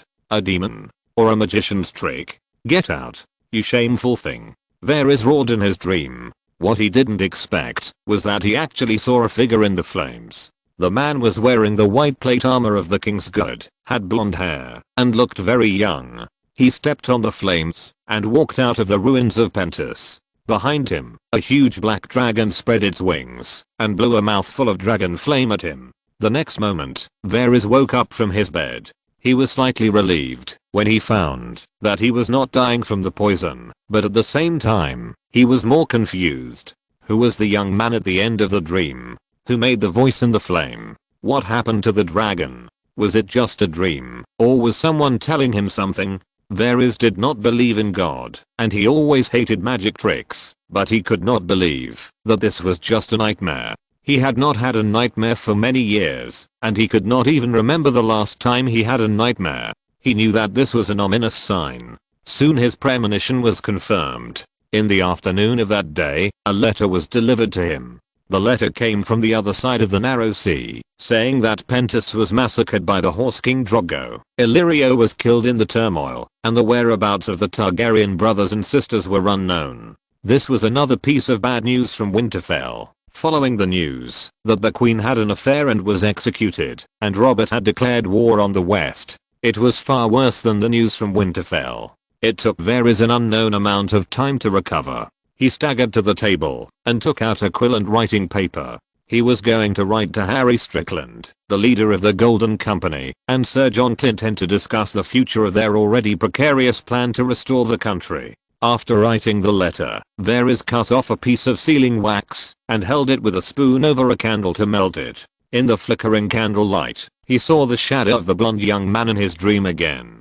This time, he suddenly remembered a person who perfectly matched this figure, the illegitimate son who Illyrio had mentioned countless times in his letters to himself, Ian Derry. This book uses some of the widely speculated information on Wikipedia that has not been officially confirmed. It is only used as the setting for this book. The results are not guaranteed to be accurate. If you're listening to this novel on a channel other than Fanfic World, it means they downloaded and uploaded it without effort. We cordially invite you to visit our channel, Mundo Fanfic Novelos. There you'll find the original version of this story and you can explore many other novels of various genres. We're waiting for you to immerse yourself in a world of incredible novels. Chapter 190. Tirosh. The breeze goddess sailed southwards for nearly a week, finally crossing the Mee Sea and approaching the northernmost island of the Stepstones, Tirosh, one of the 9 free trade cities. During this period, Ian lived a regular life of feeding dragons / learning foreign languages, practicing swordsmanship / skin changer abilities, learning foreign languages. In addition, he also communicated with Celia and Roll respectively. From the former, he learned that Celia's main quest too was to become a high priest of the Red God, a quest she had completed in Pentis. Her main quest 3, like Ian's, was also a series of quests, mainly consisting of 3 indicators: obtaining a certain number of believers, influencing, physically influencing or converting, a certain number of senior pagans, and forming a certain number of religious troops with B-level quality or above. In addition, the epic victory in Ian's task group was replaced by destroying a religion with more than 500,000 followers in her task group. Note, making the number of remaining followers no more than 500. Judging from the difficulty of her task, Ian basically couldn't imagine what kind of battle would be evaluated as an epic victory by the system. Anyway, the standard could not be as simple as in Total War. And the task of ruling a city with a population of 500,000 in Ian's task group did not change in Celia's task. She also got this task, and the way was to rule directly like the Papal States ruled Roman history, without retaining secular power. This also made Ian's hope of getting double points for each city with a population of 500,000 dashed. An interesting point is that, although Celia's profession is a priest of the Red God, the task does not require her to obtain followers for the Red God. On the contrary, the standard for followers is to regard Celia as the representative of that god. In Ian's view, the planner is no longer hinting at the players, but encouraging players to become charlatans and create their own religions. Theoretically, it is much more difficult to do this than to preach for the existing gods. After all, that means that the player cannot get any help from the church. However, for Ian, this is not a big problem, because the support of secular regimes is the most important for missionary work. As we all know, physical missionary work is the most effective way to preach. As long as you win in the military, all of Celia's tasks will be solved. This is probably the meaning of player alliances. It is far more efficient to score points through cooperation in different fields than lone wolf players who can only score points in one field. From Eluoa, Ian gained very little. Although Eluoa had led troops in the disputed land, that was 10 years ago. In recent years, he has been wandering in Westeros. This is also the reason why he and Kez were in the area when Ian started. Eluoa did have some friends in Miran Tarosh, but 10 years later, whether these people can be found is another matter. Ian believes that such friendship has no value. In contrast, he hopes that his new captain Koru can regain some power. Shortly after Darren told himself that they were about to reach Tarosh, Ian saw the shadow of the port city on the horizon. As the coast approached, Ian gradually saw the high walls protecting the city. From a distance, it looked like an indestructible fortress. It is said that the inner wall of Tarosh was built of fused black dragonstone. Ian didn't know what the so-called dragonstone was, but his intuition told him that it couldn't be dragon crystal obsidian, which couldn't build a wall. Under Darren's command, the Kiss of the Breeze goddess began to retract the sails and slow down in an orderly manner to welcome the inspection of the Tarosh customs boat. Ian's ship was loaded with some groceries with average profits. These were the things that Celia had loaded on the ship when she bought it. The original owner had no background and couldn't get those high profit goods monopolized by the powerful. The situation was urgent at the time, so Ian didn't make any arrangements for this batch of goods and let it stay on the ship. But this is also good. Compared with an empty ship or transporting high profit goods, just pulling some groceries is the least eye-catching. What Ian didn't expect was that reality soon slapped him in the face. Just when the customs officers checked the groceries in the cabin and Ian thought they would lose interest and just take some bribes and leave, the other party actually asked for a bribe that would make the ship's voyage equivalent to working for nothing. Ian then remembered that it was written in the original book that the Tarashes were known for their greed. Darren negotiated with the customs officers, and Ian always watched from a distance and did not rush to speak. A protection fee that is already a sky-high price for ordinary captains is just a little change for Ian now, but the dilemma of this matter is that, if they really give the money, it will inevitably make the other party suspicious, and if they are unwilling to give, then the other party will definitely cause trouble. The solution is definitely to give, but Ian has no idea how to give and how much to give, so he stood aside silently, waiting for Darren to solve it.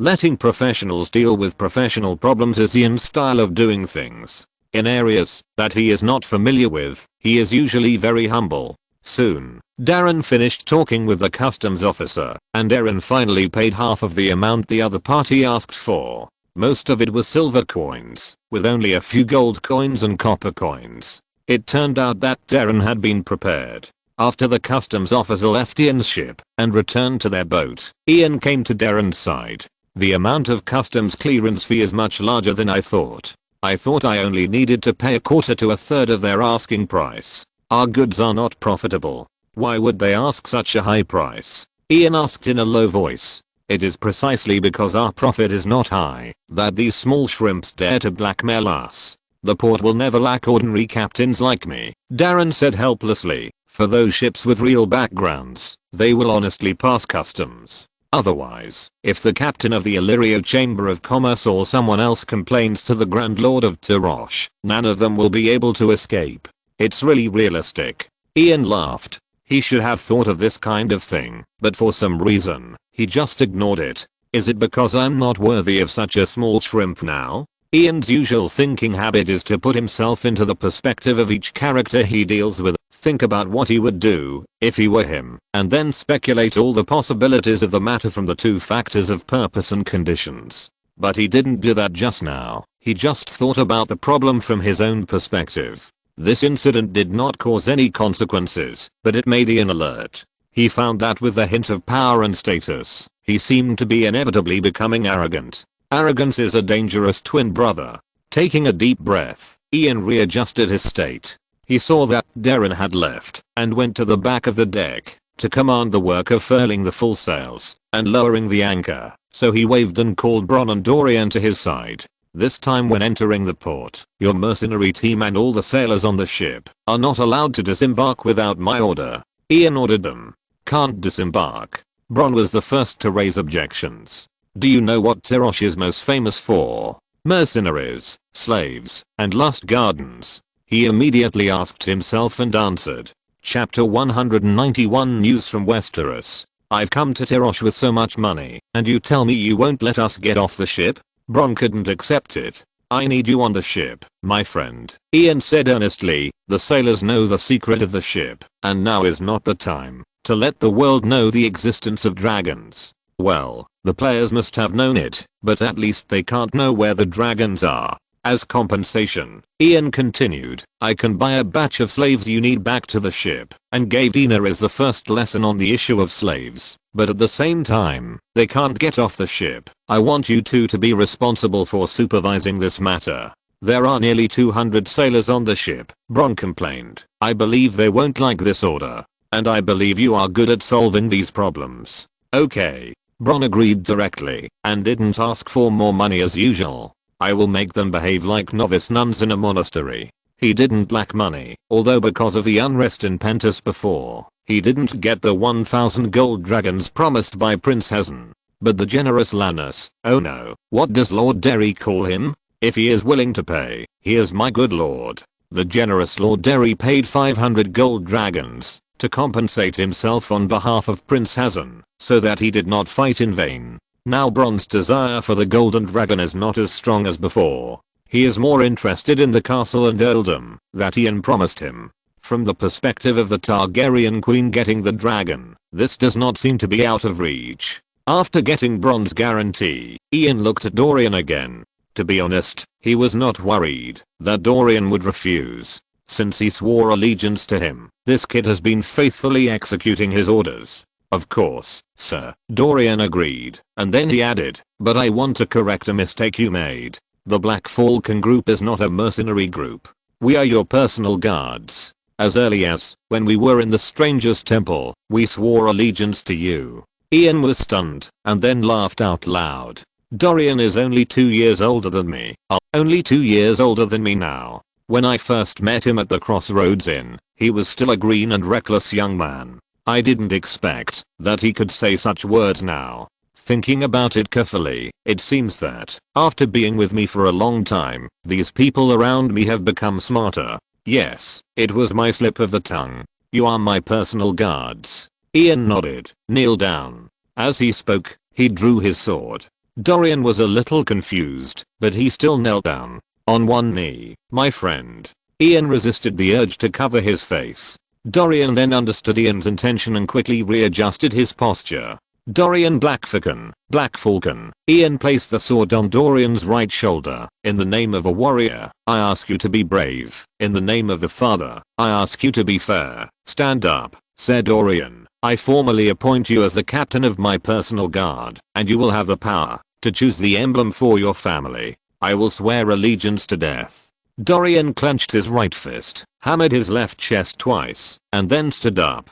You kneel down too, Bronn. Ian turned to Bronn again. Bronn shrugged. It seems that he is not very interested in this thing, but he thought about it carefully, and felt that it would not be a loss to kneel down and change the title, so he knelt down. As a warrior I don't believe in the 7 gods, my lord. Bronn interrupted Ian rudely. Can we try a faster way? Okay. Ian was not angry, because he didn't believe in the 7 gods either. The reason he used the oath of the 7 gods was entirely for the sense of ceremony. In the name of myself, Ian Derry, I ask you to follow my orders and kill my enemies. That's what I have been doing.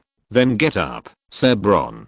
Ian finished the last investiture ceremony, and after leaving most people on the ship, he only took Roll, Kes and Celia off the ship. After they asked the guards at the dock of Tyroshi about the location of the largest tavern near the port, they walked there. Walking on the road, Ian suddenly thought he had walked into a mental hospital. The streets here were unusually noisy, and the people on the road acted exaggeratedly. They dyed their hair and beards in various colors: blue, maroon, pink, purple, scarlet and green. Although they knew that in the culture of the Taroshi people, the green on the head did not have any special meaning, Ian and Celia laughed at the same time when they saw it. Passing through the bustling dock area, they quickly turned into a riverside street and found a 3-story wooden building. This was the largest inn outside the port of Taroshi that the guard had just mentioned, the 3 Heads Inn.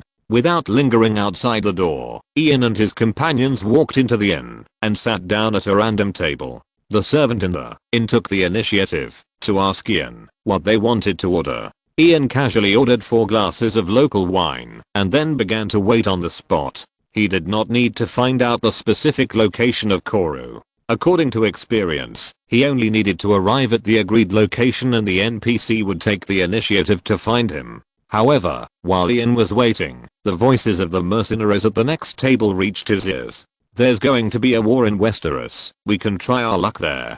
Come on, how much can those poor lords in Westeros afford? Instead of going to the west, we might as well wait for the war in the disputed lands to start again. Me has already signed a contract with the Golden Company. I bet that in less than half a year, the war in the disputed lands will be restarted. It's different this time. I heard that the shit that Duke Tywin poops is made of gold." "Who is Tywin? You don't even know this?" "The Duke of Casterly Rock, the guy who owns several gold veins. Now the King of Westeros is summoning vassals from all over the country to attack him. What price does he think he will offer to the mercenaries who are willing to fight for him in order to save his life? Are you fucking crazy? The king is summoning vassals from all over the country to attack him, and you still want to go? You may be able to take the golden shit he poops, but can you spend it?" Two friends, a blonde young man interrupted the 2 mercenaries. "Can you tell me specifically what happened in Westeros?" "Don't worry, I won't let you work for nothing," Ian said, putting 2 silver coins on the table. "Of course, my friend." The mercenary used Ian's words and then began to share the rumors he had heard with great interest. "You may not believe it, but the Queen of Westeros and her brother were found having an affair in Winterfell, and the queen was killed on the spot by the king, while her brother, the son of the Duke of Casterly Rock, fled like a coward." So, after listening to the mercenary, Ian roughly figured out the whole story. In short, a certain player force used the plot point that Jaime and Cersei were found to have committed adultery by Bran to arrange it, and directly and roughly subverted the entire plotline of Westeros. This is exactly the same as his own idea. After all, this is the best choice for players who have gained development advantages. Destroying the plot can maximize the destruction of other players' golden finger of understanding the original book, making their plans based on the subsequent original plot completely fail. Chapter 192 Slave Cognition Lesson. Get my ship back. Koru was a little surprised to hear Ian's order.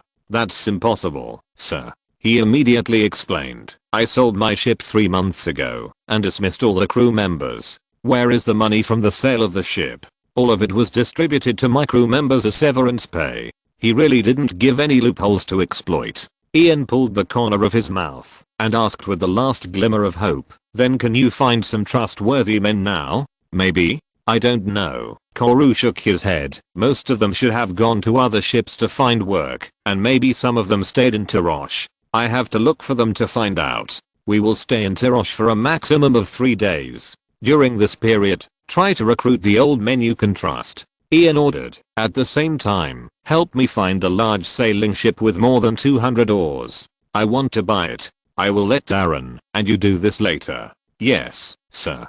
Koru received the order. After that, Ian led his men out of the inn and went to a lost garden to buy a batch of slaves promised to Bronn and others. After thinking for a while and finding that he had nothing else to do in Tyrosh, Ian returned to the ship. Seeing Ian coming back with a group of slaves, the sailors who were forbidden to disembark were in an uproar. Ian could see that many of them were suppressing great dissatisfaction. However, when Ian announced that these slaves were bought for all of them, all the dissatisfaction and anger instantly turned into cheers of long live. Amid the cheers, Ian walked to the other side of the empty deck, waiting to see how Daenerys would react. "Tell me." Celia had been following Ian and only spoke when she was sure that no one else could hear her. What benefits would it bring to the players who are doing this to expose the affair between Jaime and Cersei in advance? Didn't Robert declare war on the Westerlands? As long as Robert is alive, his two brothers will not rebel, and Littlefinger will not dare to provoke Lysa Tully to refuse the king's call. Casterly Rock is simply unable to resist the attack from the Six Kingdoms. Ian thought for a while and said, and if the Lannisters fall, many castles will be vacant in the Westerlands. If the player stands on Robert's side and joins the war, he may get one. That's not enough. Celia shook her head. Even if they get a castle in the Westerlands, when the source of chaos, the Lannister family, is removed, the entire Westeros will find it difficult to fall into a big melee again. What kind of waves can they stir up in peacetime with a small castle? Unless, Ian thought for a while, they want to take Casterly Rock. How is this possible? In a war that must be won, they simply cannot make such a great contribution. Even if they can, in Westeros where bloodline is everything, the Seven Kingdoms will not agree to let the upstarts take Casterly Rock. Who am I? Ian asked back. Ian Derry. Celia understood what Ian meant. My family has a history of 6,000 years, so why can't they give themselves a bloodline of 10,000 years? Besides, even if there is no bloodline, players can always find other ways. Wasn't the Lannister family a thief in the past? Ian said, and sighed again, but I didn't expect them to move so quickly. Time is really getting tighter and tighter. This is the advantage of player alliances. They can do several things at the same time, thus completing plans that are much more complicated than single player operations, Celia whispered, and it is easier for players to cooperate with each other to complete tasks. By the way, do you know how we broke the deadlock when we just started? Celia opened the conversation. How should I know? Ian resisted the urge to roll his eyes, but this did arouse his curiosity. He had broken through by grabbing the first blood, which laid the foundation for him to become the top player on the list. But until the end of the journey to Pentos, he had not gained any decisive advantage over other players. So how did those other players with the best development stand up? I didn't want you to answer. Celia laughed awkwardly and then told her story. I still remember, when we just started, we were almost helpless in the face of difficult main quests. Such a main quest is almost impossible to complete in a short period of time for us who basically have nothing. But when we got together to discuss ways to break through, we suddenly thought of a way to exploit a bug. As expected of a player, the first thing he thought of when encountering a task was how to exploit a bug. Ian complained in his heart.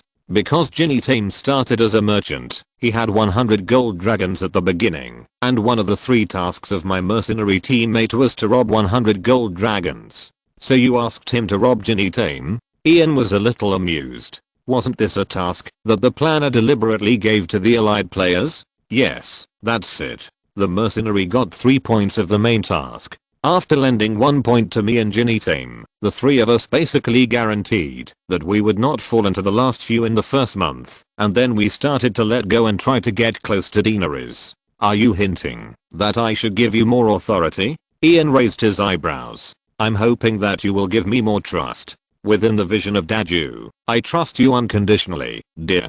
Ian said, reaching out and pinching Celia's face. Daenerys is behind you. Celia showed a sly smile, and Ian's hand froze. Who was the one who said everything on this ship belongs to me? You better not be a coward. Woohoo. Celia never expected that Ian would be so arrogant that he kissed her, even though he knew Daenerys was behind her. Lord Derry? Ian didn't let go of Celia until Daenerys called out. Oh, your majesty, why are you here? Ian turned around naturally and saluted the queen. Daenerys came to Ian for the slaves on the ship, but she was upset when she saw this scene for no reason, and she even forgot the words she had prepared. Do you have any instructions? It was not until Ian asked again that Daenerys remembered her purpose and asked, I heard that you just bought a batch of bed slaves on board. Life on the sea is boring and boring. In order to keep the secret of the dragon, I forbade all the sailors to disembark, so I promised to find them some entertainment, which can effectively avoid mutiny and riots. Ian deliberately exaggerated the role of these slaves. Daenerys was indeed in a state of hesitation. Ian's expectation was correct. Daenerys had already seen the existence of slaves when she was wandering in the free trade city-states. The reason why she wanted to negotiate with Ian now was just because she was now her own queen in name. Of course, there was no in name in her mind, and her kind nature made her want to do something for these slaves. But when Ian said the two serious words mutiny and riot, she immediately backed down in her heart. Chapter 193 Tyrion. In the book, she asked Drogo to order the centaurs to give up their spoils, because she saw the killing and rape. She asked the Unsullied to capture Astapor, because she saw the cruelty of the good lord asking the Unsullied to kill the enemy's newborn babies. And she nailed the great lord of Meereen to the pillar, to give revenge to the slaves, who were nailed to death on the road. But none of this happened on Ian's ship. Even the slaves did not seem to resist, so the word slave alone was not enough to activate the paranoia in Daenerys' blood. So she gave up asking Ian to give those slaves freedom. Seeing this, Ian knew that his goal had been achieved. Ian's initial plan was to let Daenerys acquiesce to the existence of slaves under her rule without the slaves being tortured inhumanely. In addition, Ian pretended not to see what Daenerys was thinking. I also bought you 2 slave girls as maids. We left Pentos in a hurry and didn't bring many servants, but you can't be a queen without someone to serve you. Ah. Daenerys' face flushed, and she suddenly thought of the maids that Illyrio bought for her, and what they taught her. Your Majesty, are you not feeling well? No, it's okay. Daenerys shook her head quickly, and she also realized that Lord Derry didn't mean that. She was no longer the commodity sold by Viserys in exchange for the army, but the Queen of Westeros, the Queen with dragons. She no longer needed to marry Drogo, and naturally she didn't need to learn to please anyone. But then, she remembered Ian's previous joking remarks. You can give yourself to me in exchange for the army. Damn it. It's a pity that I hesitated for many days whether to agree if Lord Derry proposed to me, but he actually. Daenerys looked at Celia and became more and more angry. If there's nothing else, I'll leave first. Daenerys forgot that she had come here on her own initiative and hurriedly said goodbye and left. Your queen seems angry. Celia looked at Ian with interest. I bet a bag of spicy noodles that she's angry with you. Ian shrugged. Celia was stunned for a moment, then reacted and cursed. You damn scum. Okay, I'll give you a new task. Take the initiative to build a good relationship with Daenerys, and then tell our little queen the story of Aegon the Conqueror.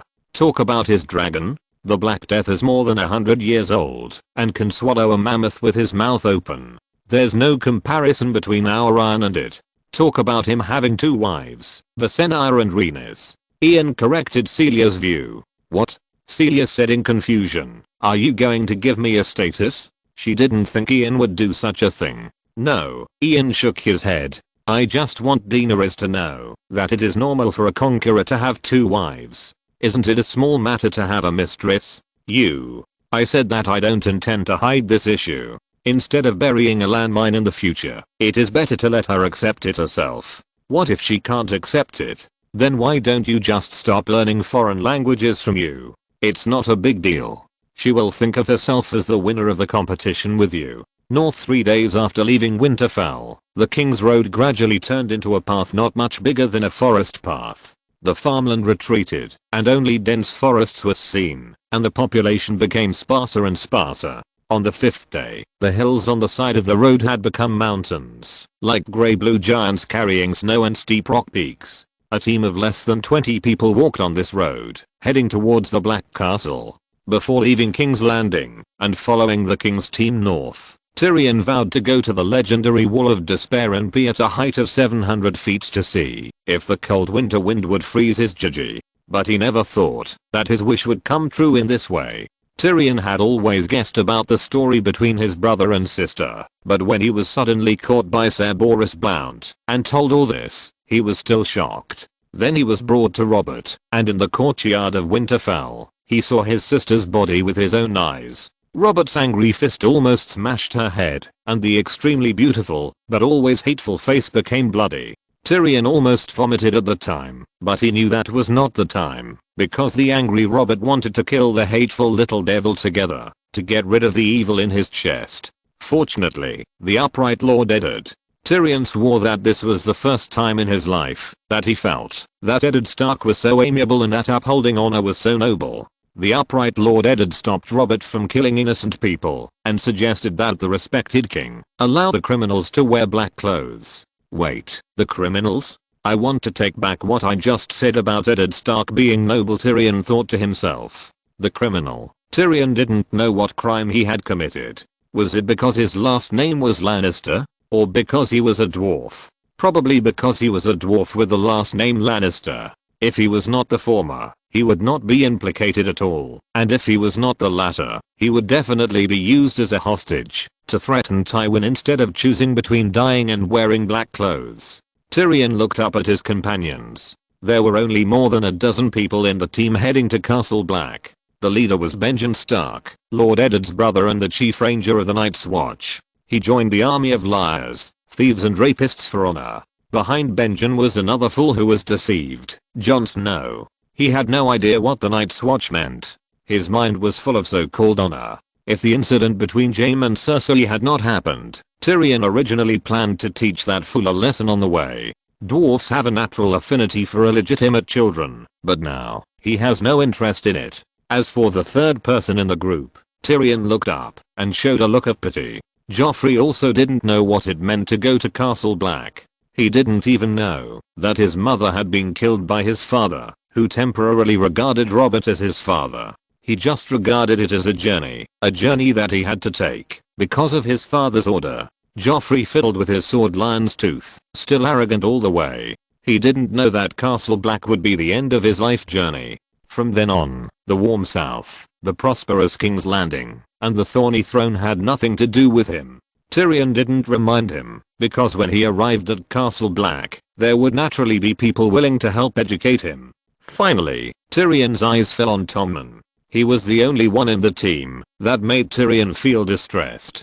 Tommen had always been a good boy. It was a pity that, although Eddard Stark persuaded Robert to keep the lives of the 3 children, he could not persuade him to keep them by his side. In the end, Robert decided to exile Joffrey and Tommen to the Wall and sent Myrcella back to King's Landing to let her go to St. Bela's Cathedral to be a nun. I just hope Tommen can withstand the cold in the north and the hardships of the Night's Watch. I just hope I can bear it too.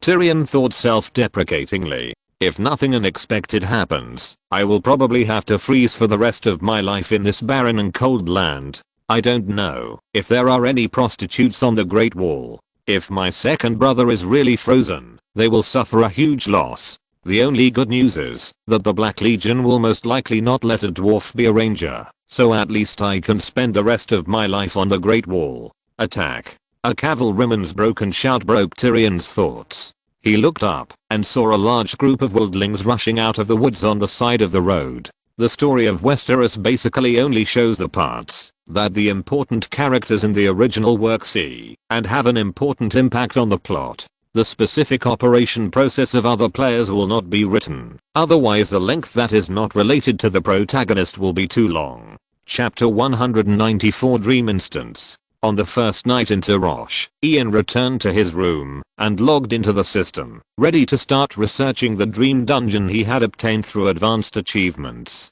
When sailing on the sea, Ian didn't dare to open any dungeon randomly, fearing that something unexpected would happen. Now that he was docked in the port, he had nothing else to do, so it was just right for him to do this. Ian found the dream dungeon scroll in the data card, but couldn't find the comment box on it, so he ordered the system assistant explain what the dream dungeon scroll is about. After using the scroll, the player can choose a difficulty by himself, and then get a random dream dungeon under that difficulty. Players can enter the dungeon by sleeping, and after passing the level, they can get high value layout rewards related to the content of the dungeon. The higher the difficulty of the dungeon, the richer the reward.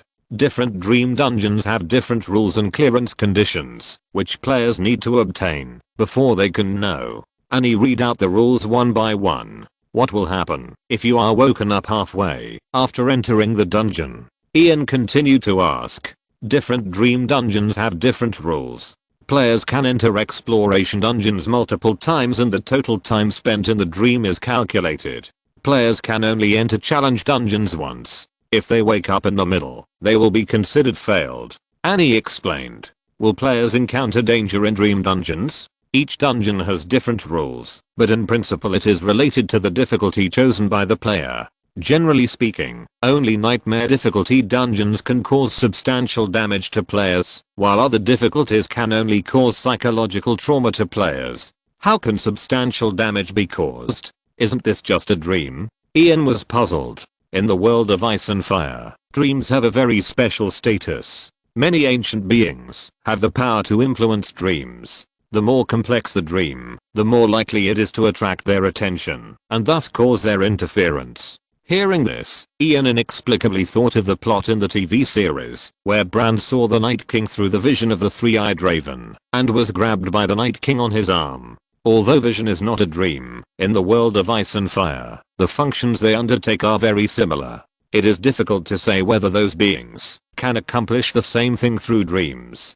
But, Ian said in a strange tone, can't the dream constructed by the system isolate those things? However, he regretted it as soon as he asked it. Isn't it obvious? It is the purpose of the dog planner to make those so-called gods or false gods part of the challenge faced by players in the nightmare difficulty dream dungeon. Sure enough, AI assistant Annie did not give an answer to this question.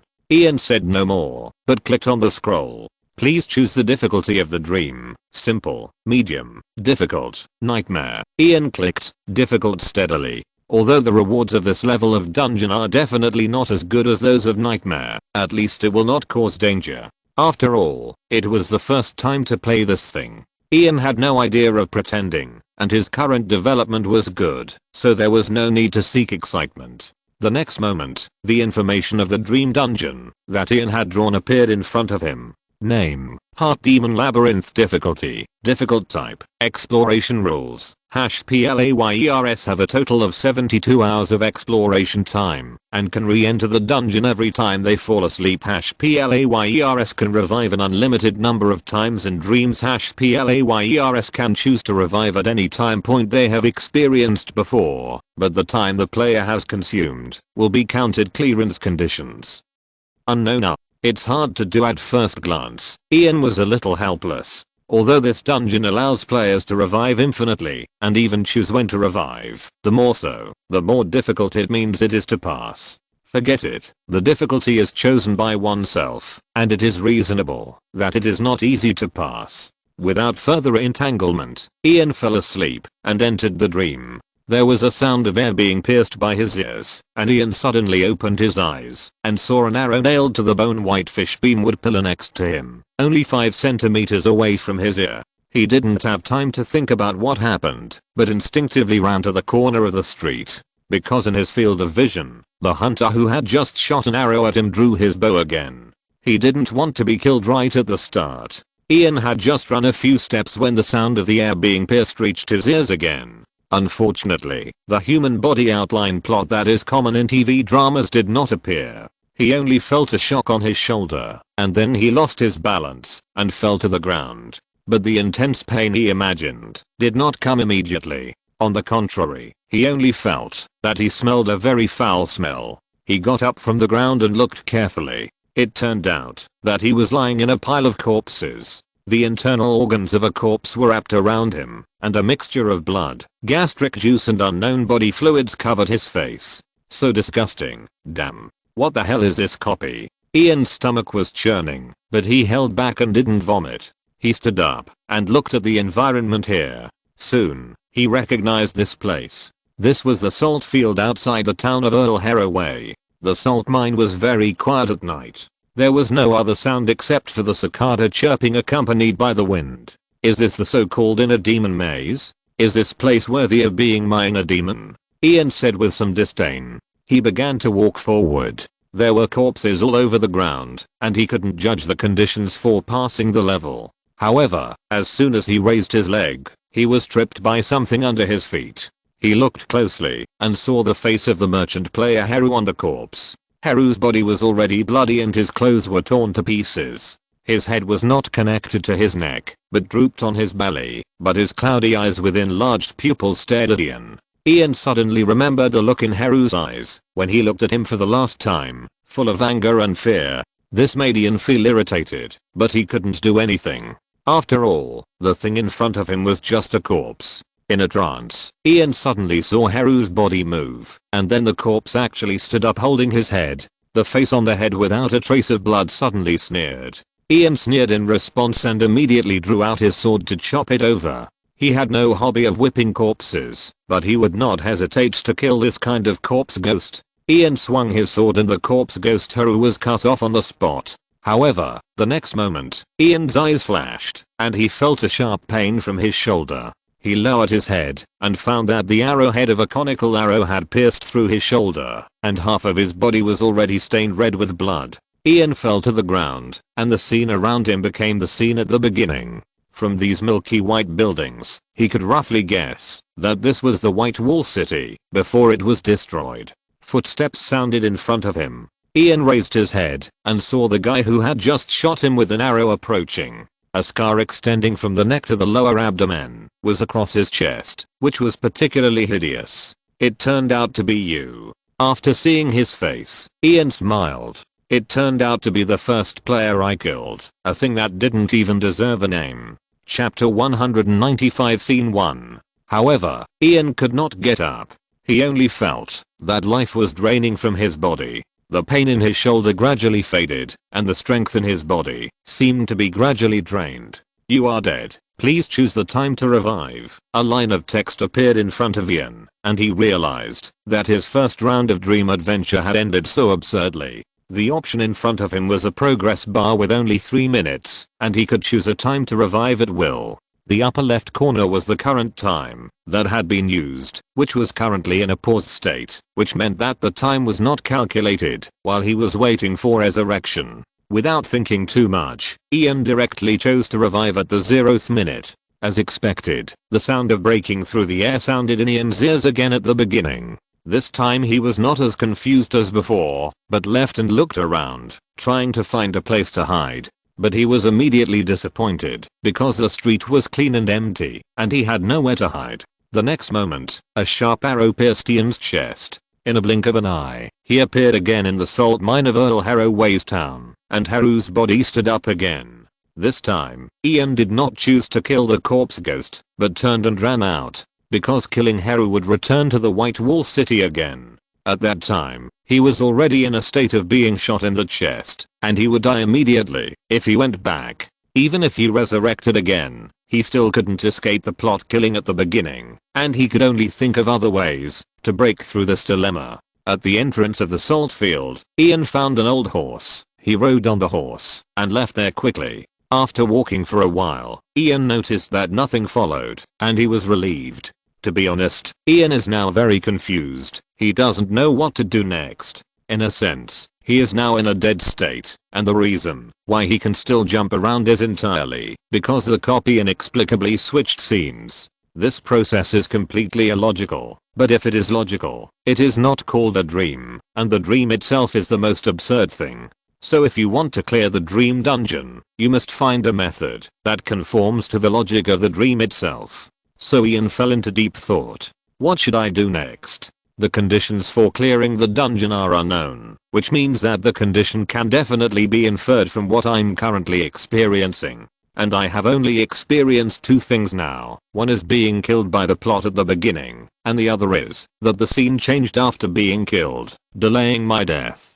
Being killed by the plot is definitely not a way to clear the level, so this scene change that delays my death is the key to clearing the level. So, can I use this time to delay my death, to rush to White Wall City and kill the player with the bow and arrow? Ian suddenly thought. Although from my previous experience, the scene of White Wall City occurred after the scene of the salt mine, but in the rules of the dream, it is not certain which scene is in front of the timeline. Maybe killing the bow and arrow player now is the condition for clearing the level. Ian felt that he had found a way, but it would take at least 3 days to rush from the Earl of Harroway town to White Wall City, and his dream exploration time was only 72 hours in total. Thinking of this, Ian felt a little desperate again. What he didn't expect was that the next moment he suddenly found himself in the White Wall City. Otherwise, how could it be called a dream? It's really unreasonable. Ian complained in his heart, climbed down from his horse, and hid in an inn. He was now wearing the same set of equipment he had in the salt field, a set of gorgeous clothes and a heraldic sword. Ian didn't have the confidence to rely on this thing to defeat the player with a bow and arrow on the empty street. When he walked into the inn, there was no one inside, but Ian didn't think it was strange. He just searched inside alone. He was lucky. In the room inside he found a well-fitting chainmail shirt and a large shield. After taking off this terrible gorgeous clothes and putting on his new equipment, Ian walked back to the streets of the White Wall City and carefully looked for the figure of the archer player. Not long after, he found his target. Ian suddenly rushed out from the corner with the shield in hand. The opponent reacted quickly and shot an arrow at Ian, but his arrow only went through the shield in Ian's hand for 2 centimeters and got stuck on it.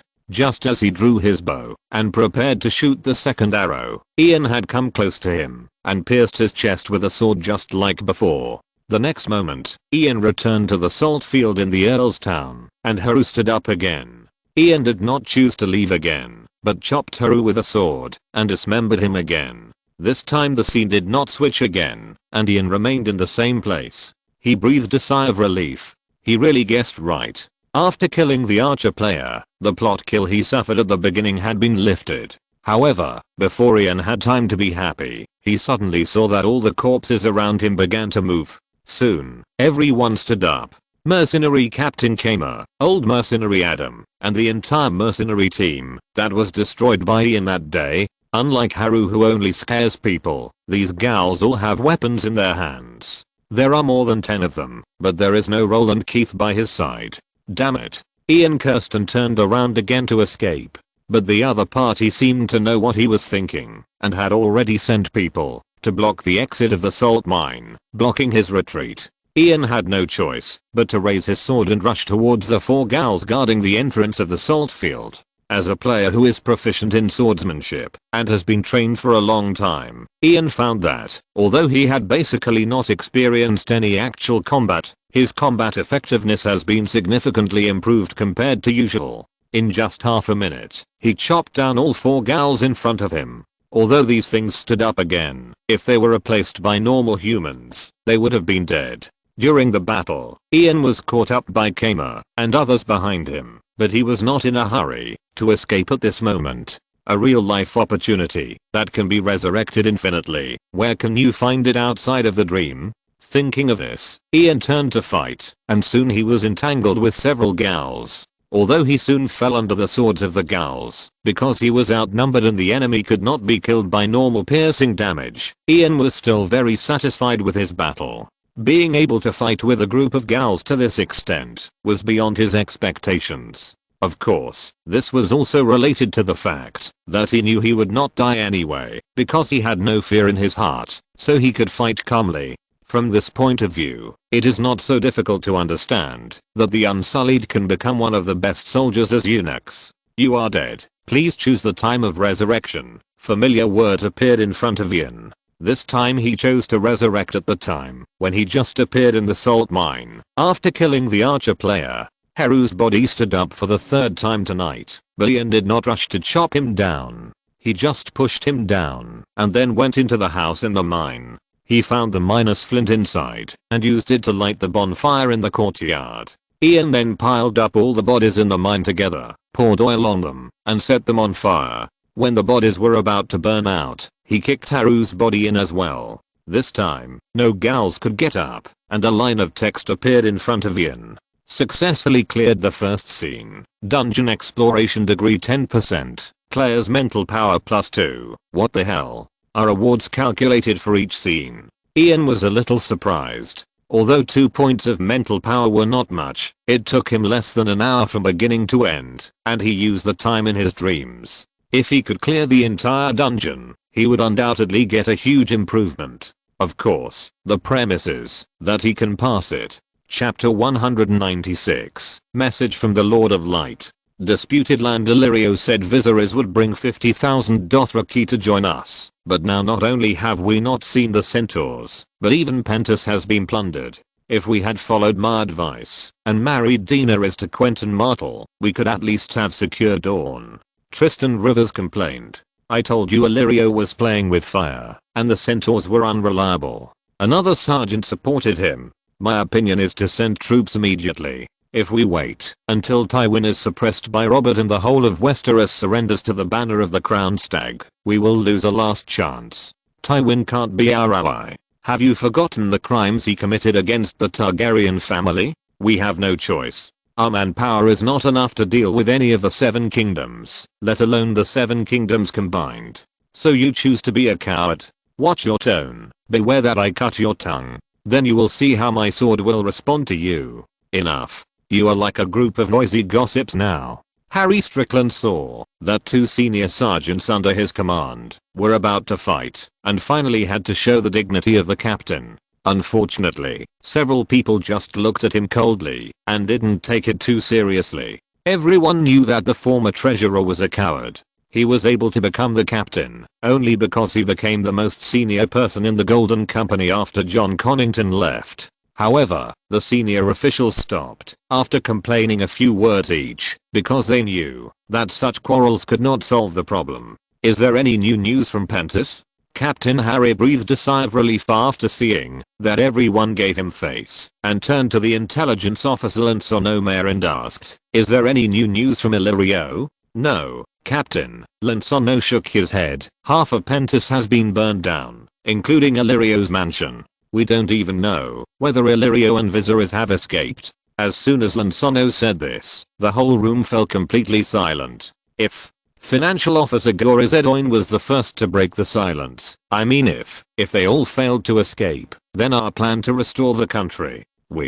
Captain Harry hesitated for a moment and finally decided to tell the secret. Sir John Clinton is not dead yet. What did you say? All of a sudden, several people stood up. He is protecting our last hope, Prince Rhaegar's eldest son, Aegon Targaryen. Harry looked at John Rothstein and Mark Mandrake, 2 senior sergeants who had already known the secret like himself, and after getting their support, he continued, I have written to John Connington to ask him to come here. When he arrives, we will make the final decision.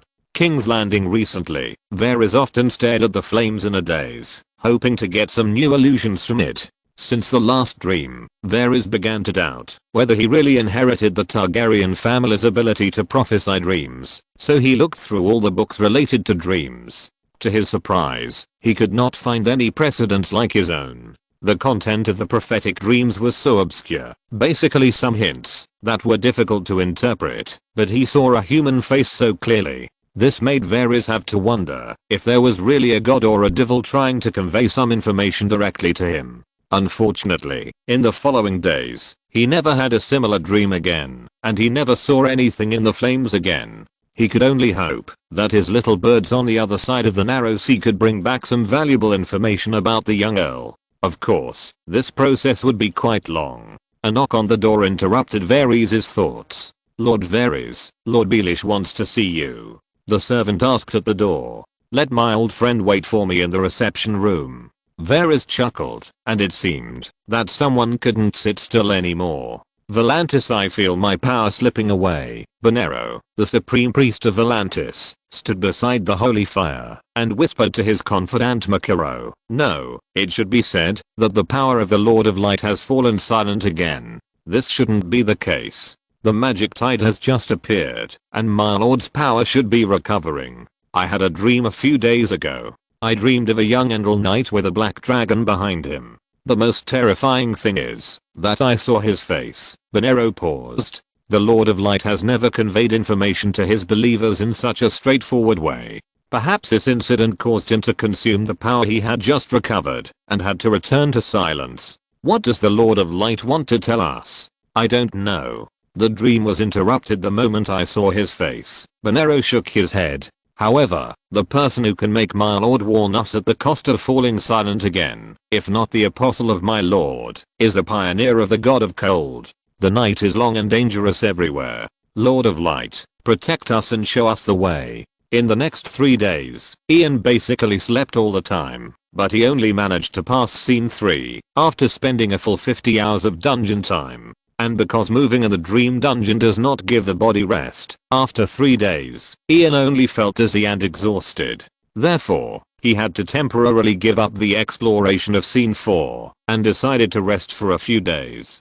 So far, he has gained 4 points of mental power and 2 points of agility in this dream dungeon. As long as he can pass another scene in the remaining time, he will have at least 8 points of total attribute gains. On the morning of the 4th day, Ian's new captain Koru finally recruited all the sailors for the Deep Blue Siren. Among them, more than a dozen of Koru's former subordinates. As soon as they received Koru's call, they did not hesitate to join his command again.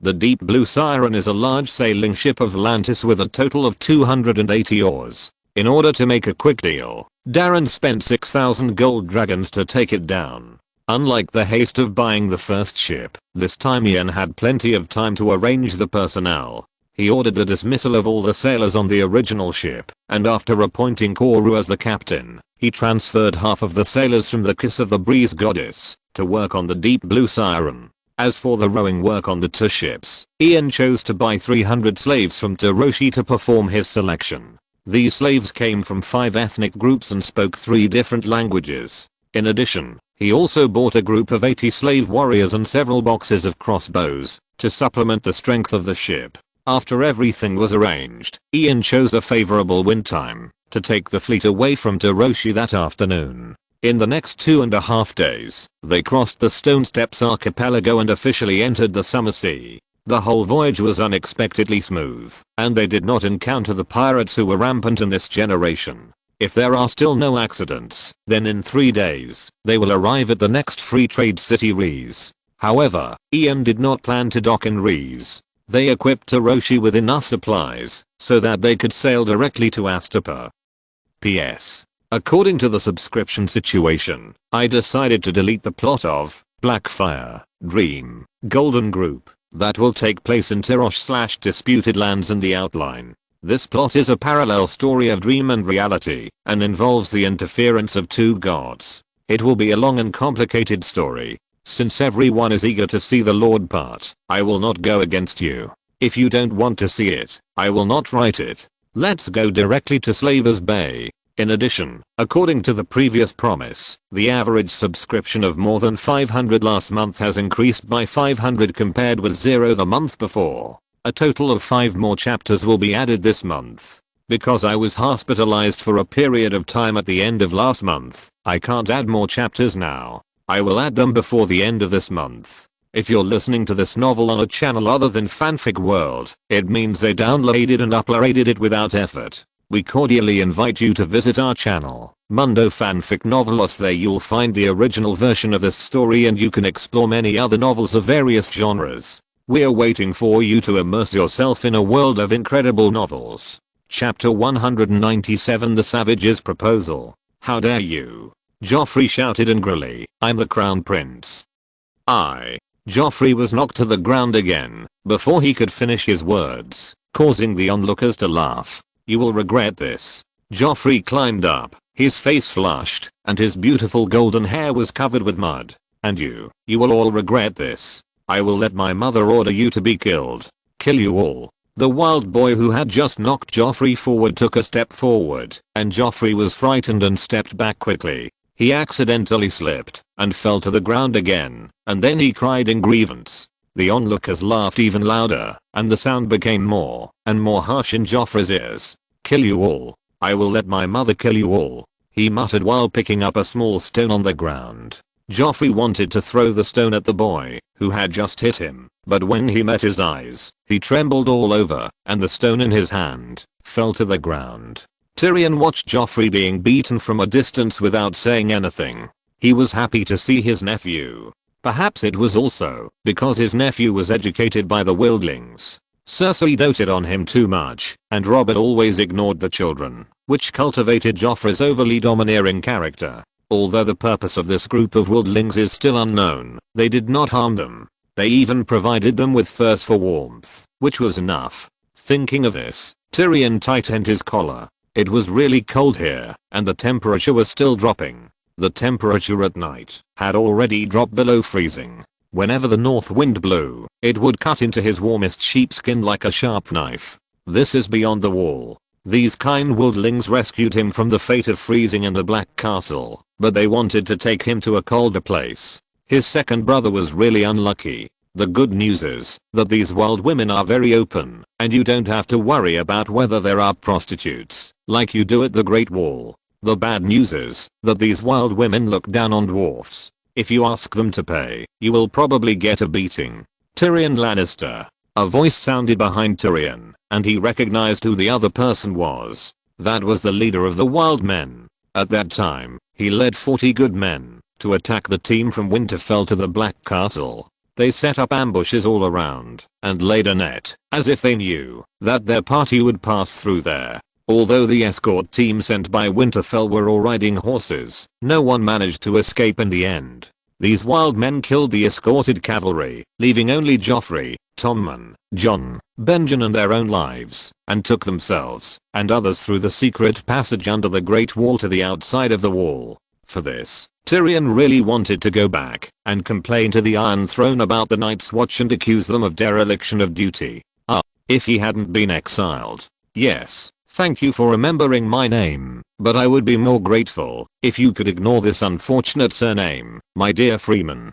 Tyrion turned around. Freemen have no masters, and we never kneel. Marvin said with a smile, unconsciously getting into the role. He added in his heart, this is a good habit, enviable. Tyrion praised, I'm serious. Then I'm glad we have something in common, which will be very helpful for our cooperation.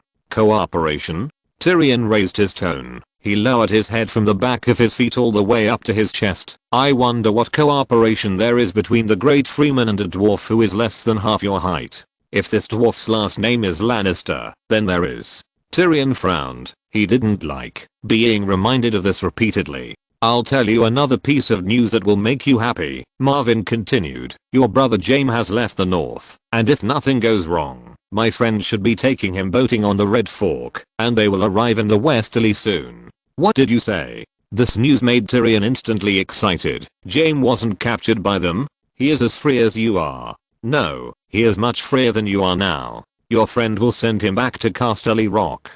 Tyrion confirmed with Marvin. Who else should we ask for the bounty? What about us? Me, and Tyrion pointed to the two nephews not far away. Them, are you going to use us for ransom? You make me sad. Tyrion, we saved you. I treat you as a friend, but you treat this as a kidnapping. Friends? Tyrion laughed. You saved Jaime, and you saved us so coincidentally? The seven gods can't create such a coincidence. No. You already knew everything, right? Who are you? As the intellectual leader of the world of ice and fire, Marvin saw the problem at a glance. It's magic, my lord. Marvin blamed everything on magic without hesitation. We saw everything that happened in Winterfell with the green vision, so we came thousands of miles to rescue you. But it's a pity that we came a step late. No, you came just in time, Tyrion answered in his heart. If they really arrived a step earlier and prevented the bad consequences from happening, what benefits would they get? Only when the affair between Jaime and Cersei is exposed can they obtain the life-saving grace for themselves and others. Of course, Tyrion saw through this matter, but did not speak out, because speaking out would be detrimental to unity. Anyway, we have to thank you, don't we? Tyrion followed Marvin's train of thought and said, tell me, what can I do for you? He no longer resisted the so-called cooperation as before, because he knew that Jaime was still alive. His father Tywin would abandon him, but Jaime would not. As long as Jaime was still alive, he would definitely come to save him, no matter where he was. Tyrion was convinced of this. It's cooperation, Marvin corrected again. It's a win-win situation for us. Win-win? Tyrion asked in confusion. This was a new word. I win twice. It means both of us can benefit from it. For example, you need to write to Lord Tywin and Sir Jaime, tell them about the situation here, and tell them that you plan to raise an army outside the wall. I raise an army? Tyrion was stunned. Where the hell can I raise an army? It's us, Lord Tyrion. We are your army. Marvin pointed at himself. Mance Rayder is uniting the entire Free People. He has gathered 30,000 people in the Frostfang, and in the next year, we will gather 100,000 troops. You can't tell me that this army will obey me. This is stranger than magic. As long as Lord Tywin agrees to our conditions, Marvin began to explain. I promised the chiefs of each tribe at the clan meeting that I could help them get 30,000 iron weapons. 3,000 sets of iron armor and 20,000 sets of leather armor, as well as enough food for all of us for 3 months. And these things have to come from Casterly Rock, right? Tyrion began to understand the other party's thoughts. Yes, as long as I fulfill this promise, my reputation among the free people will surpass that of Mance Rayder, and I will become the new king beyond the wall. Then our army will invade the north, forcing the Stark family to not send a single soldier south of the neck. In this way, the military pressure on the west will be sharply reduced. It's a very idealistic suggestion. Tyrion commented after thinking for a moment. Do you want to hear the truth? He asked. Will you tell a lie? Of course, I'm good at lying. Then you should tell the truth. I think you are a bunch of rabble. You have no training and no discipline. No matter how many of you there are, you have no fighting power. Tyrion's evaluation this time became merciless. If my brother Jaime were to answer this question, he would definitely tell you that, even if you have 1,000,000 people, he only needs to give him 2,000 knights, and he can tear you to pieces on the plain. He only needs one charge, and you will flee in all directions, trampling on each other, and the whole place will be a mess. The war is coming, and Casterly Rock can't throw such a large number of arms and food into the sea. Tywin will never agree. If he agrees, he will not be Tywin Lannister. That's why we need your wisdom, my lord, Marvin said earnestly. No matter what, this is your army. Besides, we still need to protect the two princes, don't we? Tyrion's face sank, and Marvin's last words were already threatening. But he was right. Jaime's 2 sons were in his hands, and he had to try regardless of success or failure. Chapter 198. The ship arrives at the Sea of Smoke. The Smoke Sea is ahead, sir. Next, we will turn south. Darren explained to Ian standing on the deck. We need to bypass the entire old Valyria and enter the Gulf of Sorrow. At this time, more than half a month had passed since Ian and his crew set out from Tyrosh. Their ship crossed the Summer Sea and arrived at the coast of the old Valyria Peninsula. So far, their voyage can still be described as smooth. Although they encountered a large storm on the Summer Sea, the crisis was successfully resolved with the rich sailing experience of Captains Darren Grafson and Koru. During the previous voyage, Ian successfully used the remaining time to clear the 4th scene of the dream copy. It was a pity that he was trapped in the 5th scene until the exploration time was over and was finally kicked out of the dream. The entire dream copy brought Ian a total of 4 points of mental power and 4 points of agility, but in his opinion, this was not his biggest gain.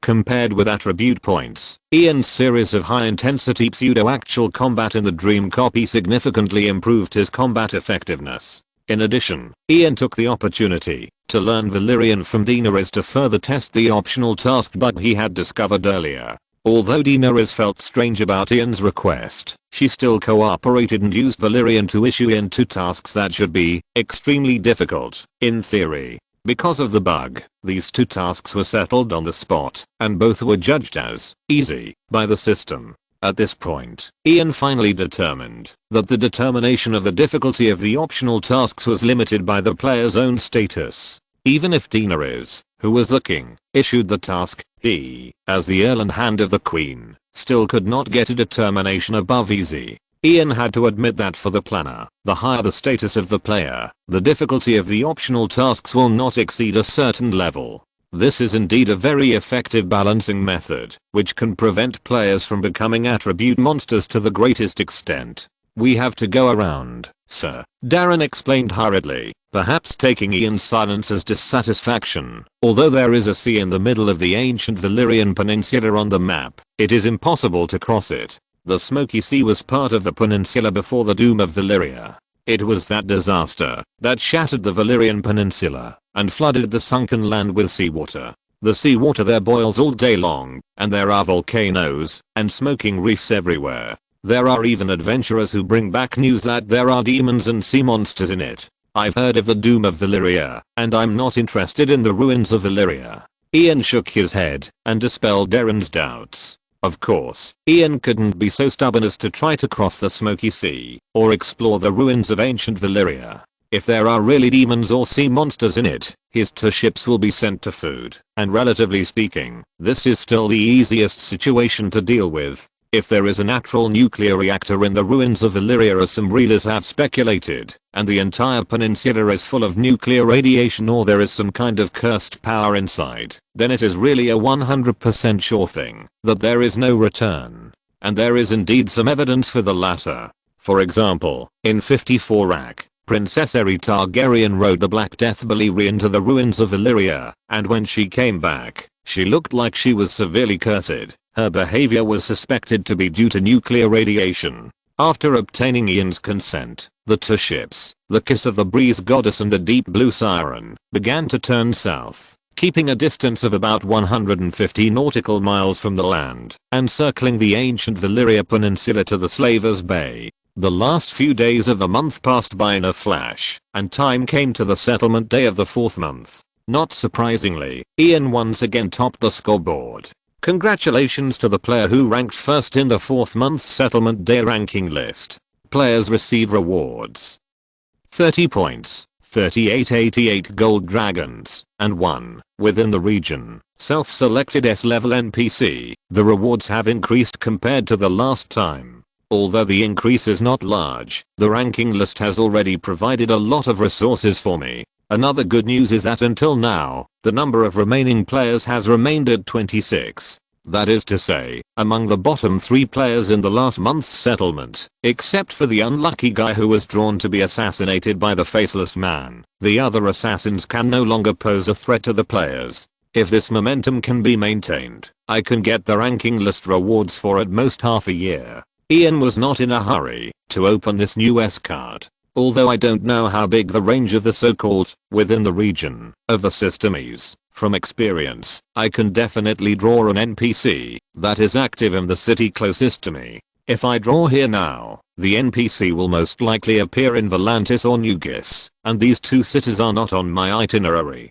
So Ian decided to wait until Astapor landed before drawing this card. After solving these problems, Ian called Deluoa into the cabin. Since even if Daenerys was the publisher of the task, he could not get any tasks above simple. Ian simply handed the task back to Deluoa. Soon, Ian got 2 more attribute points through this month's optional tasks. Then he added all the attribute points to his mental power, which finally made his mental power break through the 30 mark, and he was finally able to upgrade his skin changer to a higher level. After the update, Ian's profile card became Ian, Strength 35, Agility 31, Mental Power 30 Skills, Etiquette Basics, Common Language Basics, High Valyrian Basics, Swordsmanship Proficiency, Horsemanship Advanced, Lance Intermediate, Skin Changer Advanced, Green Seer Basic Attribute Points. 0 Skill Points. 2 points.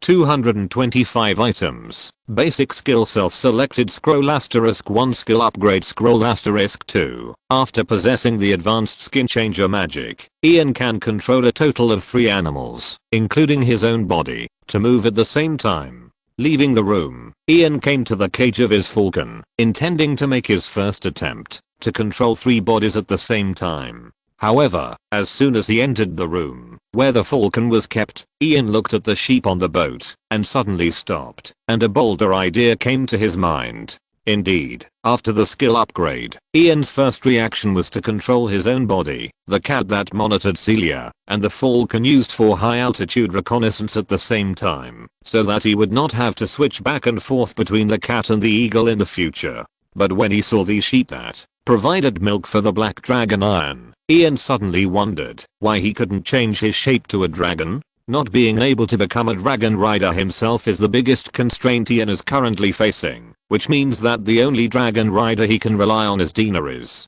In order to achieve this goal, he must also ensure that there is no serious disagreement between himself and Daenerys in political philosophy. But what if he directly turned the dragon into an animal companion of a skin changer? One of the reasons why people without the blood of the Valyrian Dragon King cannot become dragon riders is that they cannot withstand the high temperature. Once they climb onto the back of a dragon, they will be burned by the hot scales on the dragon. But the soul has no temperature. Chapter 199 Dragon Spirit. After all, dragons are also animals, and in theory they are also optional objects for shaper shifting magic. Even if the speculation of those insignificant meisters in the Westeros Academy is true, the dragon is a product created by the Valyrians with magic. Didn't the system assistant say it long ago? The magic power obtained by the player through the system does not have a legal conflict. Even if there is Valyrian witchcraft power in the dragon's body, it will not affect the player's use of shape-shifting magic. Thinking of this, Ian decided not to wait any longer. Ian didn't know how much the mental power of an adult dragon would grow, but for a cub that had just turned 1 month old, he thought he had a chance to try. Then, Ian went straight to Daenerys's room. Although Ian also wanted to raise the dragon in his room to cultivate feelings, this little thing always followed Daenerys and never left. Ian had no choice but to acquiesce to the fact that she was raising the dragon. Who? After knocking on the door for a while, Ian heard Daenerys's question coming from the room. "It's me, your majesty," Ian replied, knowing that Daenerys could recognize his voice. About half a minute later, the door of Daenerys' room was opened a little. "Lord Derry?" Daenerys poked her head out timidly. Her silver hair was uncombed and a little messy. After confirming that the person outside the door was indeed Ian, she hesitated to open the door and invited Ian in. Ian did not say much, and after entering the room, he began to look for the figure of the black dragon Iron. Daenerys lit the candles in the room, and the pale yellow candle light instantly filled the whole room. "It's so late, what do you want to see me for?" Then, the little queen asked in a low voice. "Late? Damn it." Ian turned around and looked at Daenerys. He noticed that the little queen was only wearing a thin silk pajamas. In the candlelight, her face was red to her ears. When she found that Ian was looking at her, Daenerys avoided her eyes, as if she was both afraid and expecting some kind of answer. 7 layers of hell. Ian couldn't help but cover his face. "The system's month-end settlement is at midnight. After I finished the settlement, I hurried over as soon as I had the idea of becoming a dragon spirit. It's 2 o'clock in the morning now." Shocked, a shameless official knocked on the door of the single queen late at night. At this time, everyone would misunderstand, right? The most outrageous thing is that Ian glared at Daenerys. "You actually opened the door like this?" Exclamation mark. "Too much. Tell me the truth. Have you been craving for my body for a long time?" Exclamation mark. Boys really have to protect themselves when they go out. "I'm sorry to disturb your rest, your majesty." Ian quickly resolved her misunderstanding. "I'm here to find Anne." Because of some unspeakable but unspeakable reasons, Ian planned to let the little queen crave him for a few years first. "Anne?" Daenerys was completely confused. She opened her mouth as if she wanted to say something, but in the end she couldn't think of anything to say. Ian added a line to her in his mind. "I have the right to claim and the looks. The people who pursue me can line up from here to Westeros. I opened the door for you in the middle of the night. You treat me as heir, and you actually come to find a dragon? Your majesty, please allow me to leave." Ian saluted again, then came to the room, picked up the black dragon Ian who was sleeping soundly in the dragon's nest, and left Daenerys' room with Ian in the confusion of one person and one dragon.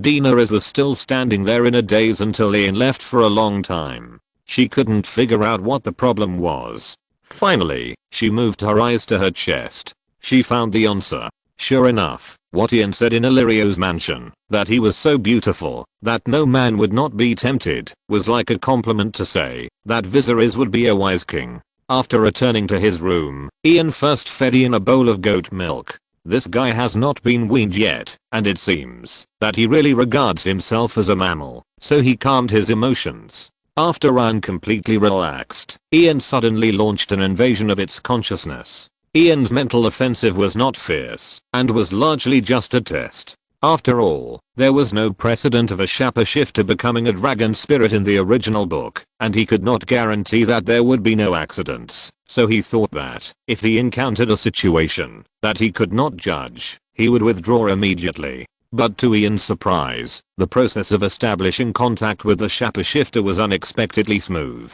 The mental power of the little black dragon Iron, who had just turned 1 month old, was even weaker than the big orange dragon that Ian had conquered before.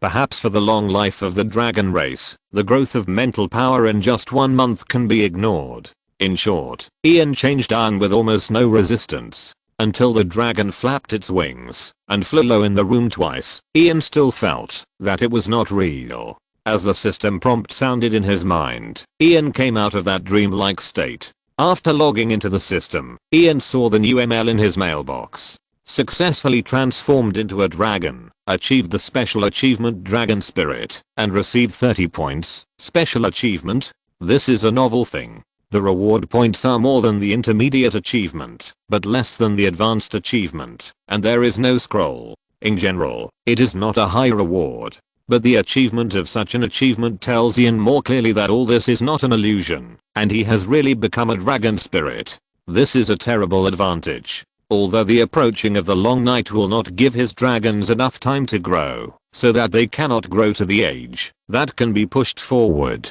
If a giant dragon like the Black Death Valyrian, with a wingspan of hundreds of meters and a mouthful of mammoths, still exists, then other players will have nothing to play with. No matter how they struggle, it will be in vain. His dragon may only grow to 5 or 6 years old at most. The long night will begin to fall in about 4 years, and it will take another 1 or 2 years to fall completely. In any case, this game will inevitably end before Iron grows up to 10 years old, and dragons that are a few years old are destined to be fragile. During the Dance of the Dragons, those adult dragons that were several dozen years old were killed by mobs, perhaps mercenaries and knights disguised as mobs, which shows that the dragon's scales were not really so invulnerable in the early days. But dragons can be used for more than just frontal attacks, especially a dragon that is directly controlled by the will of a skin changer. Ian just thought about it casually and found a lot of uses. High altitude reconnaissance when the opponent also has a skin changer. No matter how ferocious the opponent is, he can guarantee that he is invincible in a single fight.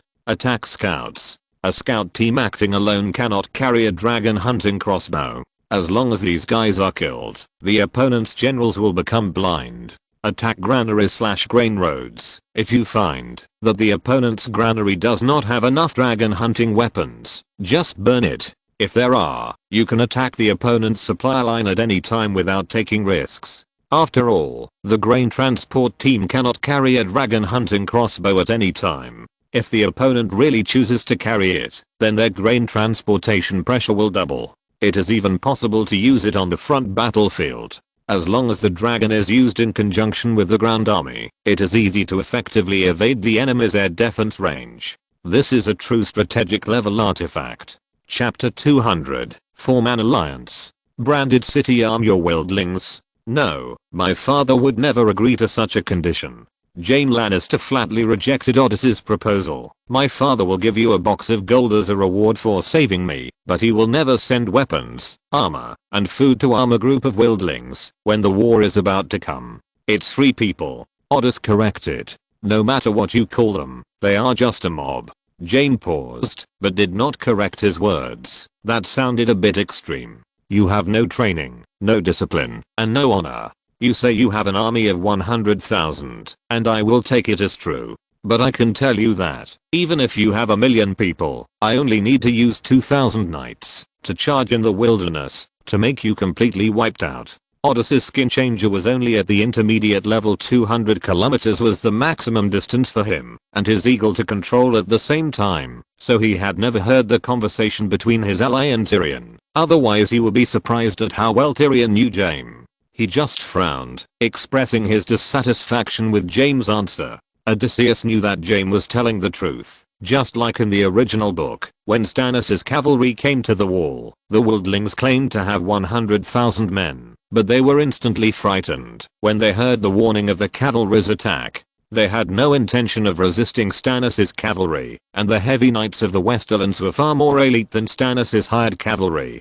According to Odysseus and his team, he only planned to select 10,000 to 20,000 of these 100,000 wildlings as the main force, train them effectively, and the others would be cannon fodder at most. Therefore, for this blackmail from the Lannister family, this cooperation is crucial for them to seize the north.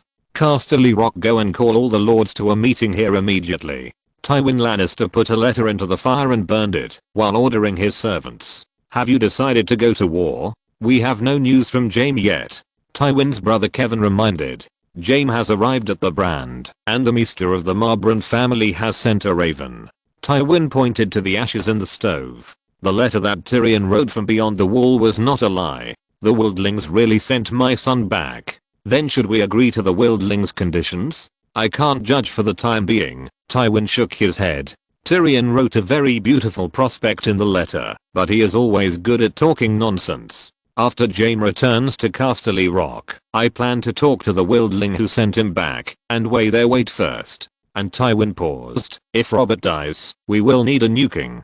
Joffrey and Tommen are both in the hands of the wildlings. Less than 5 minutes later, a group of great nobles in the west gathered in Tywin's meeting room. Lord Terence Kenning, you and Lord Linsleyton will lead 2,000 people to Deep Cave City to guard the passage to the Golden Road. Make sure that no army from the Riverlands enters the west from there. Tywin did not explain much and started to give orders directly. Yes, my lord. Lord Terence Kenning and Lord Linsleyton quickly took the order and left. Stafford Lannister, you will take 6,000 men to Crakehall immediately and join the army of Lord Roland Crakehall. You will monitor the coastal road. If you find the main force of the Reach, report to Casterly Rock immediately. Yes, my lord. Stafford Lannister also took the order and left. And you, Kevin, you will go to the Golden Tooth. I will let Jaime rush to meet you later. Are we responsible for preventing the army from the Riverlands from attacking? No, you will gather all our remaining forces and directly raid the river run to the east, destroy the standing army of the Tully family before the royalist army gathers, and turn the Riverlands into a scorched earth. Tywin ordered coldly. Winterfell in the north has not been so lively for many years. At the call of Eddard Stark, almost all the lords of the north gathered here with their armies, except for the lords from the Barrowlands, the Marshlands and the White Harbor who were waiting to join them on the King's Road in the south. Colorful flags fluttered in the camp outside Winterfell, including the white sun flag of the Karstark family on a dark background, the silver steel fist flag of the Glover family on a red background, the big black bear flag of Countess Mormont, the Flademan flag of Rollos Bolton, Lord of the Dreadfort, the moose flag of the Hornwood family, the battle axe flag of the Serwyn family, the towering three sentinel flag of the Talhot family, and the scary broken chain and howling giant flag of the Umber family. Even if the armies of the southern lords are not counted, the northern army gathered under Winterfell at this moment has 18,000 people, which is 6,000 more than the 12,000 people that Robb Stark got when he summoned his vassals after Eddard was arrested in the original book. This made Roland, the player, sigh. Even the Northerners, who were known for their honesty and loyalty to the Starks, had some selfishness in the face of the call of the old and young masters. Lyanna had followed Robert to White Harbor, where they would take a ship south to King's Landing to summon the royal army from the south. Roland learned from Eddard Stark that Reveron, Storm's End and Highgarden had already responded to the call, and only the Eyrie and Sunspear had not responded for the time being. Eddard Stark's judgment on the former was that Lysa Tully was in great grief, and as long as she was given some time to recover, she would definitely let the Knights of the Vale join the war. As for the latter, in a sense, he thought Dorne was dispensable in this war. Eddard Stark was too optimistic. To be precise, everyone was too optimistic about this war. In a war of 5-1 or even 6-1, Roland could not make enough merit to obtain Casterly Rock. He needed to reduce the strength of the royal army so that he could be crucial in the subsequent war. In a sense, they have done half of it. The Tyrells of Highgarden were not Robert's allies in the War of the Usurper. As the former royalists of the Targaryen family, they could never squeeze into the core of power in Robert's dynasty. The reason why they were so active this time. They even gave Robert a reply and began to gather troops before the Reveron and Storm's End was because they finally saw an opportunity this time.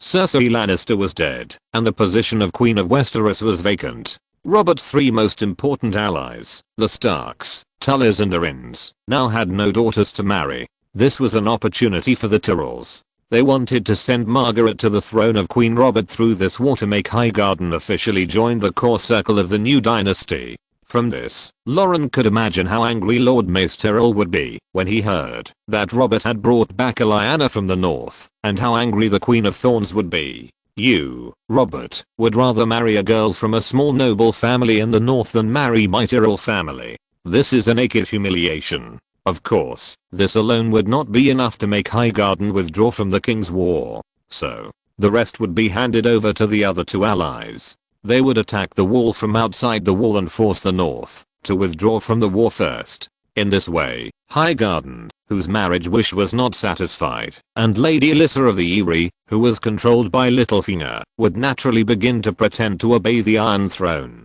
By the way, I forgot to say that they were a 4-person alliance. Although they could not make all 3 of them trust one person in the end, give him the points, and then go out to divide the money, they could trust each other. In other words, their plan was to leave only 2 people in the alliance in the end, and then take the 1 billion bonus, and then the 2 winners would divide the money among their allies after they went out. This sounds a bit unbelievable, but it is precisely because it is difficult for players to believe in the existence of a 4-person alliance that they were able to eliminate other players who came to Winterfell through false cards and double acts, and become the winner of Winterfell. End of this chapter. Thank you very much for reaching the end. Don't forget to like. Looking for more exclusive content and immediate access? Subscribe to our Patreon. Remember, every like, subscription, or donation encourages us to continue. Thanks to everyone. See you in the next video.